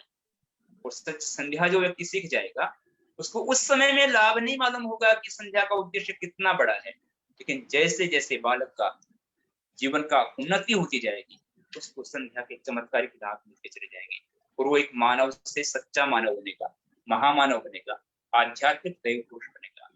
तो यही संध्या का एक रहस्य है, और ये रहस्य मैंने बहुत थोड़ा वर्णित किया है। इसमें जितना इसके रहस्य को शब्दों में व्यक्त भी नहीं किया जा सकता। जितना व्यक्ति संध्या के साथ में जुड़ेगा उतना व्यक्ति आध्यात्मिक रूप से आनंद की अनुभूति करेगा। ओम शांति। बहुत बहुत धन्यवाद आचार्य रामचंद्र जी कुरुक्षेत्र से। मुझे याद आ रहा था कि अशोक विहार में रामलीला ग्राउंड में परिषद का आर्य महासम्मेलन था। राजनाथ सिंह जी बीजेपी के राष्ट्रीय अध्यक्ष आए थे, तो आपका 10 मिनट पहले उनका उद्बोधन, आपका उद्बोधन कराया था। तो आपकी ओजस्विता वाणी में निखार आ रहा है। इतनी सुंदर व्याख्या के लिए आपको बहुत बहुत साधुवाद, बधाई। सारी उम्र करते हैं लोग, लेकिन इतने ज्ञान नहीं मिल पाता। बहुत बहुत धन्यवाद। और संध्या पांडे जी का एक भजन, उसके बाद आज के मुख्य अतिथि सतीश नागपाल जी, फिर जनक अरोड़ा जी। संध्या पर एक भजन बोलना मैंने। आर्य जी संभवतः मुझे ना एक बिल्कुल इसी समय एक कुछ काम से जाना होगा, तो मैं कोई बात नहीं उनका धन्यवाद करता हूँ। बहुत मुझे थोड़ी धन्यवाद। अनुमति दीजिए। ठीक है जी, ठीक है। है, हमेशा अंत तक जुड़ता हूँ। नहीं कोई बात नहीं जी। संध्या पांडे जी आ जाए, उनका भजन उतार था। 7 बजे तक कार्यक्रम चलेगा। आचार्य रामचंद्र जी का धन्यवाद। आइए संध्या पांडे जी। सभी को सादर नमस्ते जी। आवाज आ रही है भैया? हाँ जी आ रही है जी, बोलिए। कैसा ये सौभाग्य है तुम्हारा हमारा, तुम्हारा हमारा। कैसा ये सौभाग्य है तुम्हारा हमारा, हमारा तुम्हारा। अगर नाते दयानंद यहाँ लेते जन्म दोबारा, ऐसा ये सौभाग्य है तुम्हारा हमारा, हमारा तुम्हारा। ढोंग दिखा करके पाखंडी ठग करके ले जाते, ढोंग दिखा करके पाखंडी ठग करके ले जाते। पापों के इस कोप जाल से कभी नहीं बच पाते। आकर के ऋषि दयानंद ने, आकर के ऋषि दयानंद ने सबको दिया सहारा। कैसा ये सौभाग्य है तुम्हारा हमारा, हमारा तुम्हारा।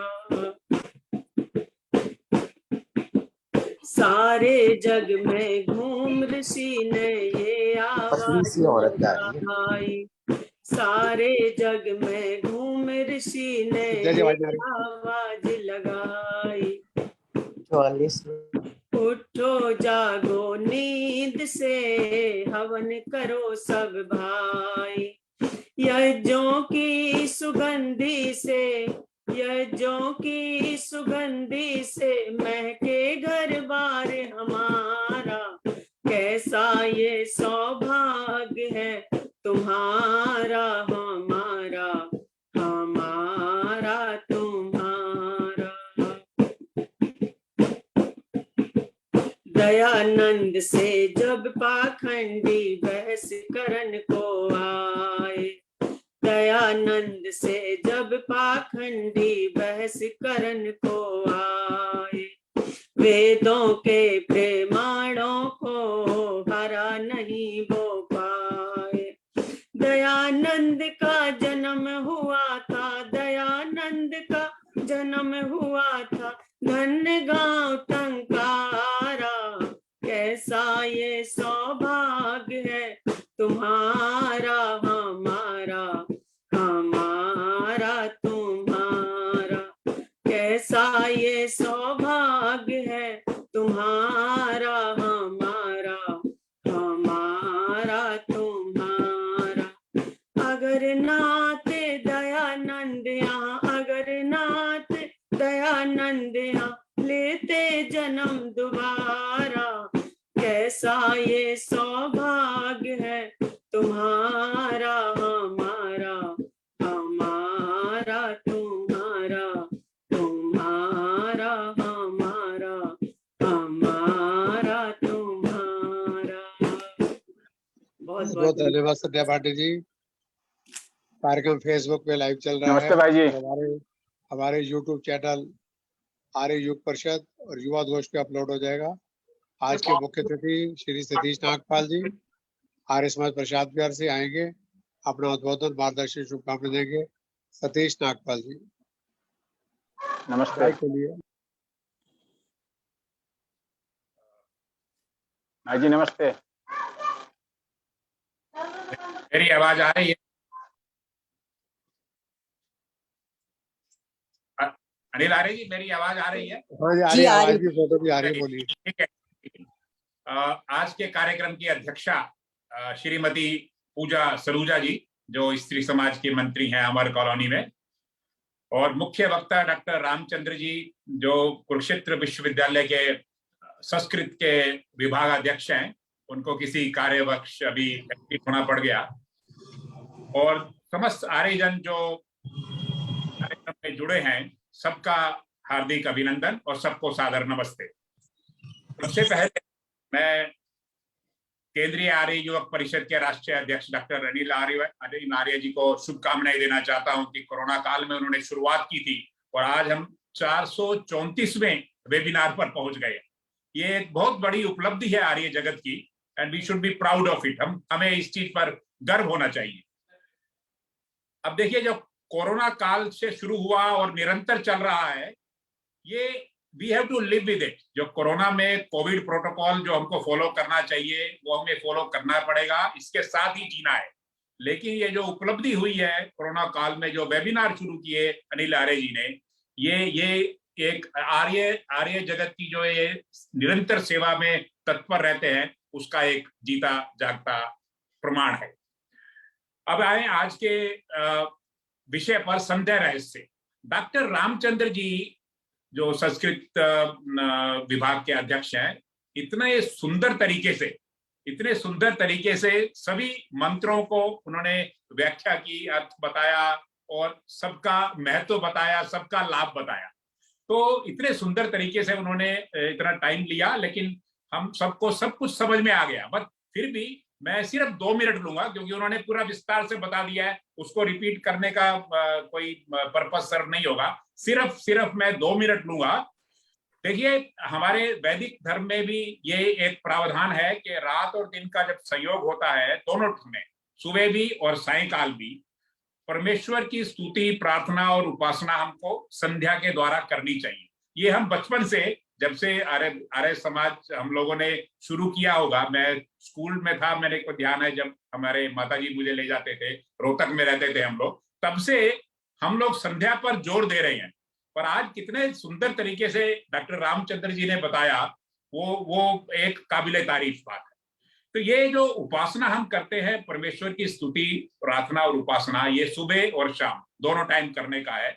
और पहले शरीर की शुद्धि, ऐसा वैदिक धर्म में प्रावधान है कि शरीर की बाहर से भी शुद्धि और आंतरिक शुद्धि। आंतरिक शुद्धि लिखा है हमारी बुक्स में कि आंतरिक शुद्धि जो है बाह्य शुद्धि से ज्यादा इंपॉर्टेंट है। मतलब राग द्वेष से हम त्याग करके, जरा अपने मन को शुद्ध करके अगर हम संध्या करते हैं, तो वो हम शरीर को बाहर से साफ करके करें, उससे ज्यादा कहीं महत्वपूर्ण है। तो जैसा रामचंद्र जी ने बताया कि ईश्वर के ध्यान की जो परंपरा है, ये जब से सृष्टि बनी है तब से चली आ रही है, लेकिन जो सर्वमान्य विधि है इसकी, ईश्वर की उपासना की, वो हमारे स्वामी दयानंद सरस्वती जी ने संध्या के माध्यम से हमें बताई। जीवन का लक्ष्य वो बता रहे थे कि परमात्मा का साक्षात्कार है और आवागमन से मुक्ति पाना है। लेकिन जो सबसे इंपॉर्टेंट बात उन्होंने कही कि हम अगर प्रतिदिन संध्या नहीं करते तो हम मनुष्य कहने के अधिकारी भी नहीं है। देखिए कितनी बड़ी बात की। तो मैं वही बात कर रहा था घर में अपने धर्मपत्नी मधु नागपाल जी से। हम कोशिश करते हैं कि डेली करें संध्या, पर कभी कभी ऐसे होता है कि मिस हो जाती है। पर जिस हिसाब से उन्होंने आज ये कहा कि हम अपने आप को मनुष्य कहने के अधिकारी नहीं है अगर हम प्रतिदिन संध्या नहीं करते, तो ये जो आचरण है ये एक बहुत आवश्यक है हम सबके लिए। संध्या का विकल्प ना था, ना है और ना रहे। तो मैं जो सभी मंत्रों का उन्होंने अर्थ बताया, महत्व बताया, लाभ बताया कि संध्या अपने आप में एक संपूर्ण विधान है। मतलब इसको, संध्या को करने से सुबह शाम हमारी शारीरिक, मानसिक और आध्यात्मिक सब तरफ से हमको उन्नति मिले और सब तरफ से हम स्वस्थ रहें, ऐसा प्रावधान है। तो आइए हम सब भी ये प्रण लें कि आज से जो लोग हम नहीं करते हैं संध्या, सुबह शाम रेगुलर 2 बार दिन में संध्या अवश्य करें। तो अंत में फिर से मैं हृदय की गहराइयों से डॉक्टर रामचंद्र जी को और जितने भी मेरे महानुभाव यहाँ जुड़े हुए हैं इस वेबिनार में, सबको सबका धन्यवाद करता हूं और सबके लिए मेरी शुभकामनाएं हैं। और हम सबका ये कर्तव्य भी बन जाता है कि केंद्रीय आर्य युवक परिषद जो भी ऐसे कार्यक्रम करते हैं ऑनलाइन रेगुलर, उसमें हम पार्टिसिपेट करते रहें। और परमपिता परमेश्वर से, जैसा मैं पहले भी कहता रहा हूं, कि फिर से उनके अनिल आर्य जी के स्वास्थ्य के लिए कामना करें ताकि वे आर्य जगत की इसी तरह से सेवा करते रहे। सबका बहुत बहुत धन्यवाद। अरे बहुत धन्यवाद सतीश नागपाल जी। हमारे माता जी का और बहनों का कुछ आज जन्मदिन भी है, तो मेरी तरफ से और सबकी तरफ से उनको बहुत बहुत शुभकामनाएं। बहुत बहुत धन्यवाद सतीश नागपाल जी। आपके पूज्य माता जानकी देवी नागपाल जी को भी नमन करता हूँ। उनका सानिध्य आशीर्वाद परिषद को मिलता रहा। अब इससे पहले के अध्यक्ष पूजा सुनोजा जी बोले, जनक अरोड़ा माता जी पानीपत से एक भजन, फिर पूजा सुनोजा जी फिर 2-3 भजन, 7 बजे शांति पाठ। परसों शुक्रवार फिर मिलेंगे 5 बजे विमलेश बंसल जी के साथ। आइए माता जनक जी। अनिल जी नमस्कार। नमस्कार जी। आज संध्या का रहस्य विषय है, तो संध्या से जो संध्या का एक भजन मैं बोलना चाहती। संध्या से दोनों समय हर्ष पाऊं, संध्या से दोनों समय हर्ष पाऊं, संध्या से मन की चपलता मिटाऊं, संध्या समय दोनों समय हर्ष पाऊं, संध्या से मन की चपलता मिटाऊं, संध्या से दोनों समय हर्ष पाऊं, संध्या से खिलता हृदय रूप पंकज, संध्या से खिलता हृदय रूप पंकज, उसे दिव्य जीवन सुधारस पिलाऊं, उसे दिव्य जीवन सुधारस पिलाऊं, संध्या से दोनों समय हर्ष पाऊं, संध्या से मन की चपलता मिटाऊं,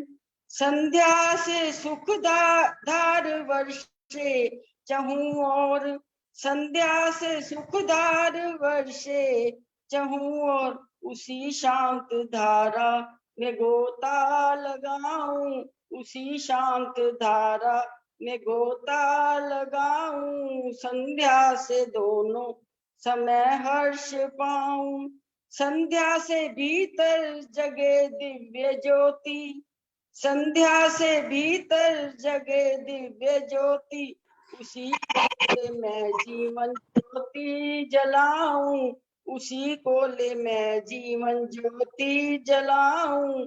संध्या से दोनों समय हर्ष पाऊं, करे कंठ शोधन सुजल आचमन का, करे कंठ शोधन सुजल आचमन का, स्पर्श इंद्रियों का कर बल बढ़ाऊं, स्पर्श इंद्रियों को का कर बल बढ़ाऊं।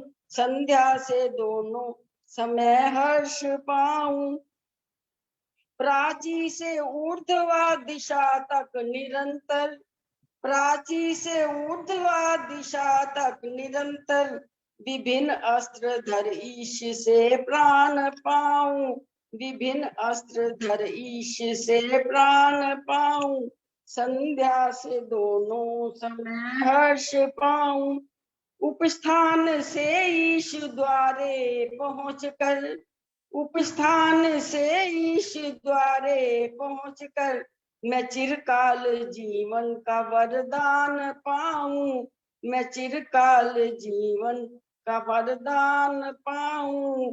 संध्या से दोनों समय हर्ष पाऊं, गुरु मंत्र से तेज बल प्राप्त करके, गुरु मंत्र से तेज बल प्राप्त करके, विमल मार्ग पर देह का रथ चलाऊं, विमल मार्ग पर देह का रथ चलाऊं। संध्या से दोनों समय हर्ष पाऊं, श्रद्धा से सर्वस्व की भेंट धरकर, श्रद्धा से सर्वस्व की भेंट धरकर, निज नाथ शंकर को मस्तक झुकाऊं, निज नाथ शंकर को मस्तक झुकाऊं। संध्या समय दोनों, संध्या से दोनों समय हर्ष पाऊं, संध्या से मन की चपलता मिटाऊं, संध्या से दोनों समय हर्ष पाऊं, संध्या से मन की चपलता मिटाऊं। धन्यवाद। बहुत बहुत धन्यवाद माता जनक अरोड़ा जी पानीपत से। आज के कार्यक्रम के अध्यक्ष पूजा सलूजा जी, मंत्री आर्य समाज अमर क्लब आएंगे अपने उद्बोधन, आशीर्वाद शुभकामनाएं, उसके बाद 2-1 भजन, 7 बजे शांति पाठ। आइए पूजा जी। आर्य जनों को मेरी नमस्ते। सर्वप्रथम उस परमपिता परमात्मा का धन्यवाद करेंगे जिनकी कृपा से हम यहाँ सब एकत्रित हुए और हमने धर्म लाभ उठाया। सबसे पहले बहुत सुंदर कार्यक्रम चल रहा है। सबसे पहले अनिल आर्य जी का मैं धन्यवाद करना चाहूंगी जो समय समय पर सबको सम्मान देते रहते हैं और अपने बुजुर्गों का खासकर ये सम्मान करते हैं। सबसे पहले ये बुजुर्ग लोगों से भजन बुलवाते हैं, बहुत अच्छा लगता है। बुजुर्ग जो होते हैं वह परमात्मा का रूप होते हैं। अगर परमात्मा की कृपा इनके ऊपर बरस रही है तो 434वां वेबिनार चल रहा है, बहुत ही सुंदर, कोई विघ्न बाधा नहीं है। प्रभु की कृपा इन पर बरस रही है, परमात्मा इनको निरोगता दे और इसी प्रकार ये कार्य को आगे बढ़ाते चले जाएं। सबसे पहले इन्होंने इस प्रोग्राम की शुरुआत गायत्री मंत्र से की, क्योंकि गायत्री मंत्र हमारा महामंत्र है। इसमें स्तुति, प्रार्थना और उपासना तीनों है। उसके बाद मैं अपनी बहनों को बहुत शुभकामनाएं देना चाहूंगी जिनके जन्मदिन है आज। बहुत बहुत शुभकामनाएं और बधाई।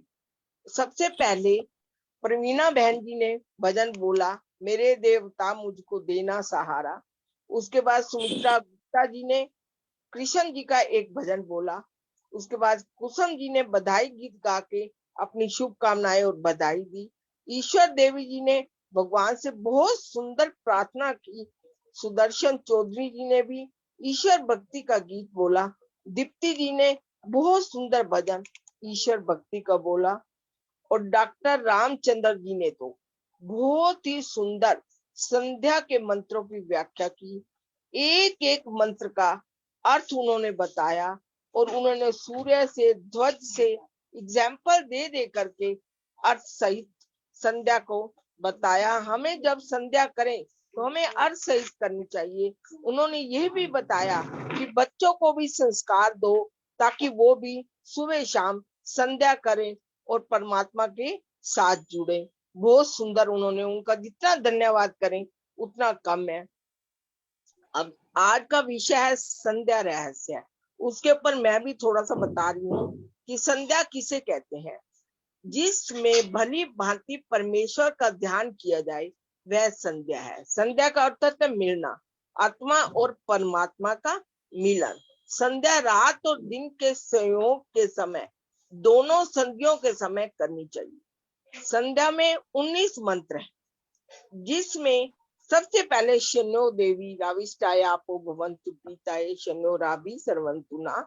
इस मंत्र में सुख और शांति की प्रार्थना की गई है। इसके बाद 2 से 7 मंत्रों में मनुष्य को अपने प्रति क्या कर्तव्य है ये बताया गया है और 8 से 13 मंत्रों में मनुष्य का दूसरों के प्रति क्या कर्तव्य है ये बताया गया है। 14 से 19 मंत्रों में मनुष्य का ईश्वर के प्रति क्या कर्तव्य है ये बताया गया है और 14 से 19 उपस्थान मंत्र है।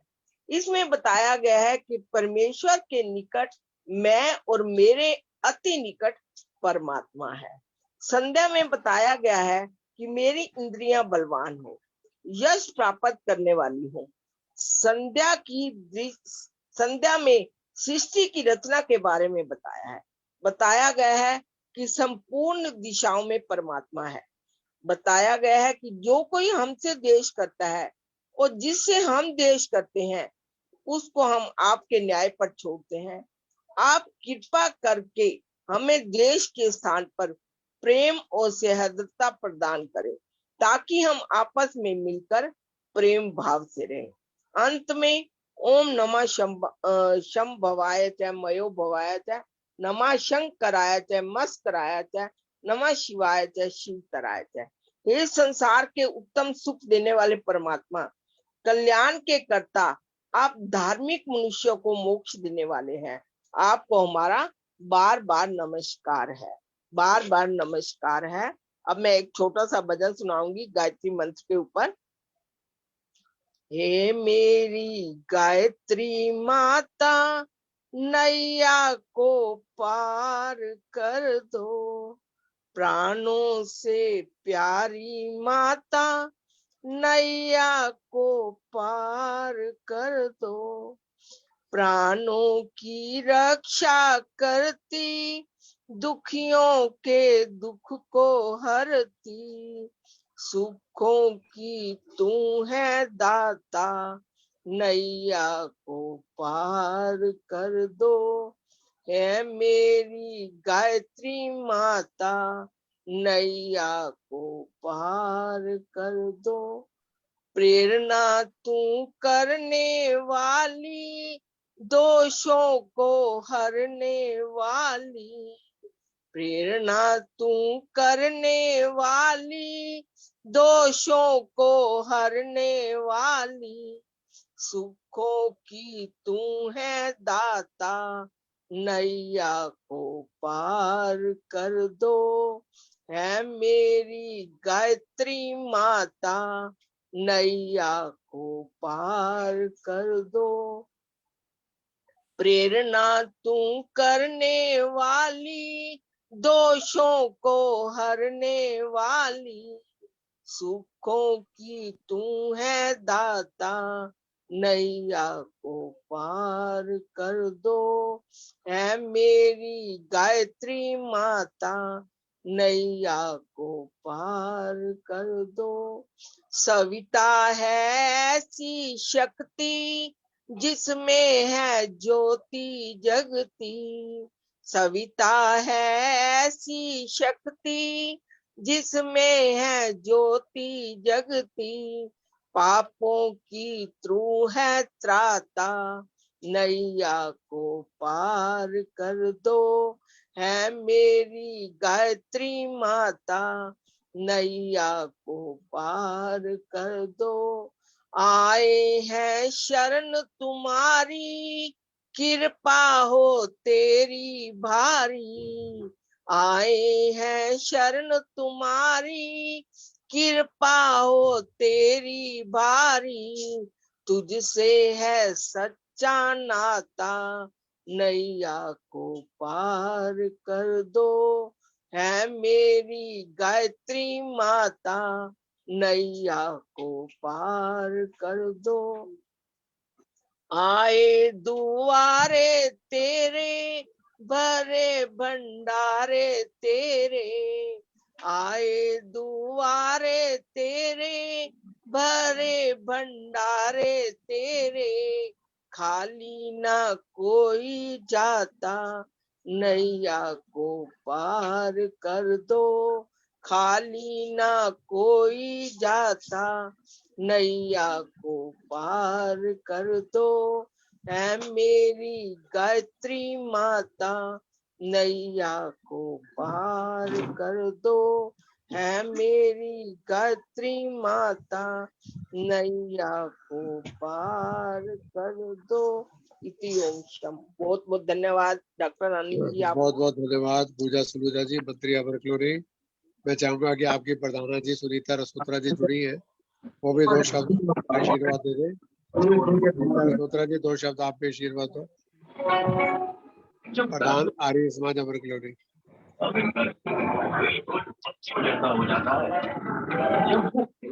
अनिल जी उनकी तबीयत ठीक नहीं है, वो मेरा सुनने के लिए जुड़ गए थे। चलो बहुत बढ़िया। विजय चोपड़ा जी जुड़ी है इंस्टा क्लास से। हाँ बिल्कुल। कुछ विजय चोपड़ा जी।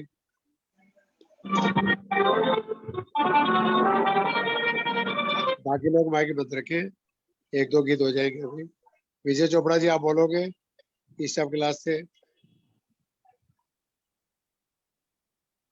चलो कमलनाथ जी आप बोलिए, फिर शोभा बत्रा जी, फिर शांति पाठ, परसों फिर मिलेंगे 5 बजे। सबको मेरी सादर नमस्ते। मैं कृषि का भजन नमस्ते जी। हाँ जी बोलो जी।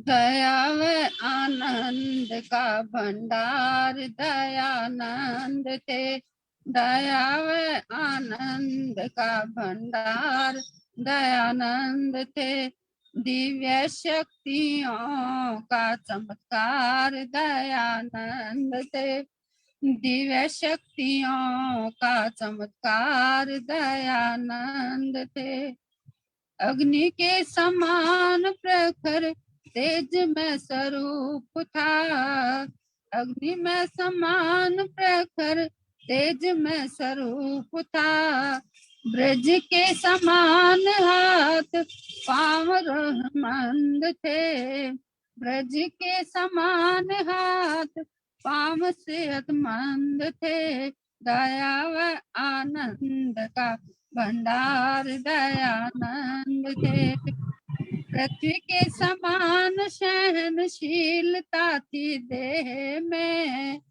पृथ्वी के समान सहनशीलता थी देह में, गगन के समान सदा हौसले बुलंद थे, पवन के समान सुघड़ बाजुओं में जोर था, पवन के समान सुघड़ बाजुओं में जोर था, सैकड़ों तूफान उसकी धमनियों के मंद थे, सैकड़ों तूफान उसकी धमनियों के मंद थे, दया व आनंद का आनंद भंडार थे, दया व आनंद का भंडार दयानंद थे, चंद्रमा की चांदनी सी चक्षुओं के चमक थी, चंद्रमा की चांदनी सी चक्षुओं में चमक थी,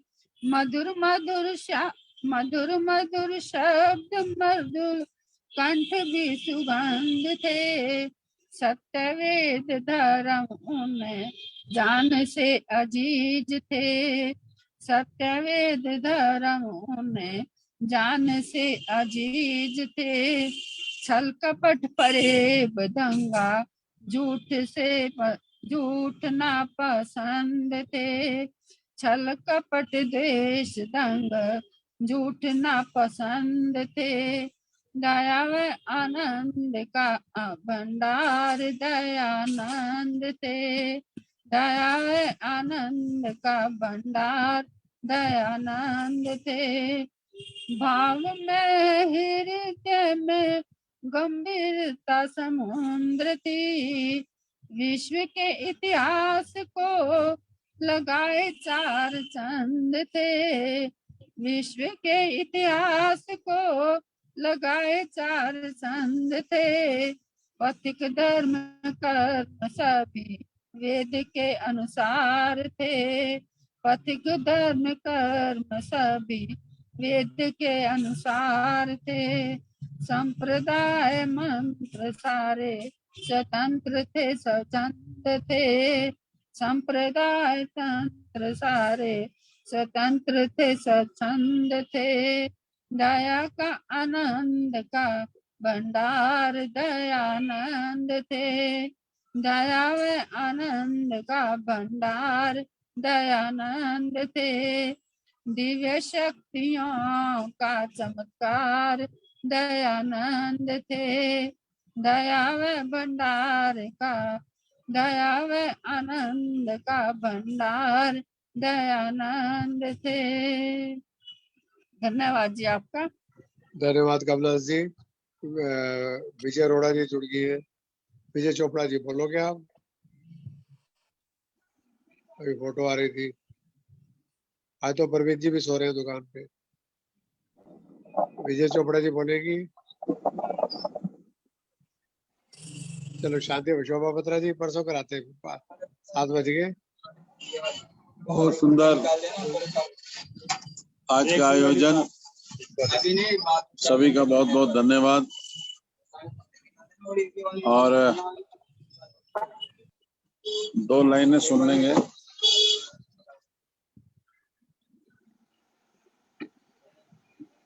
परवीन जी शांति पाठ कराओ। ओम द्यौः शान्तिरन्तरिक्षत्वं शान्ति पृथ्वी शान्तिरापा शान्तिरौषधय शान्ति वनस्पतय शान्तिर्विश्वे देव शान्ति ब्रह्म शान्ति सर्वत्वं शान्ति शान्तिरेव शान्ति सामा शान्ति रेधि।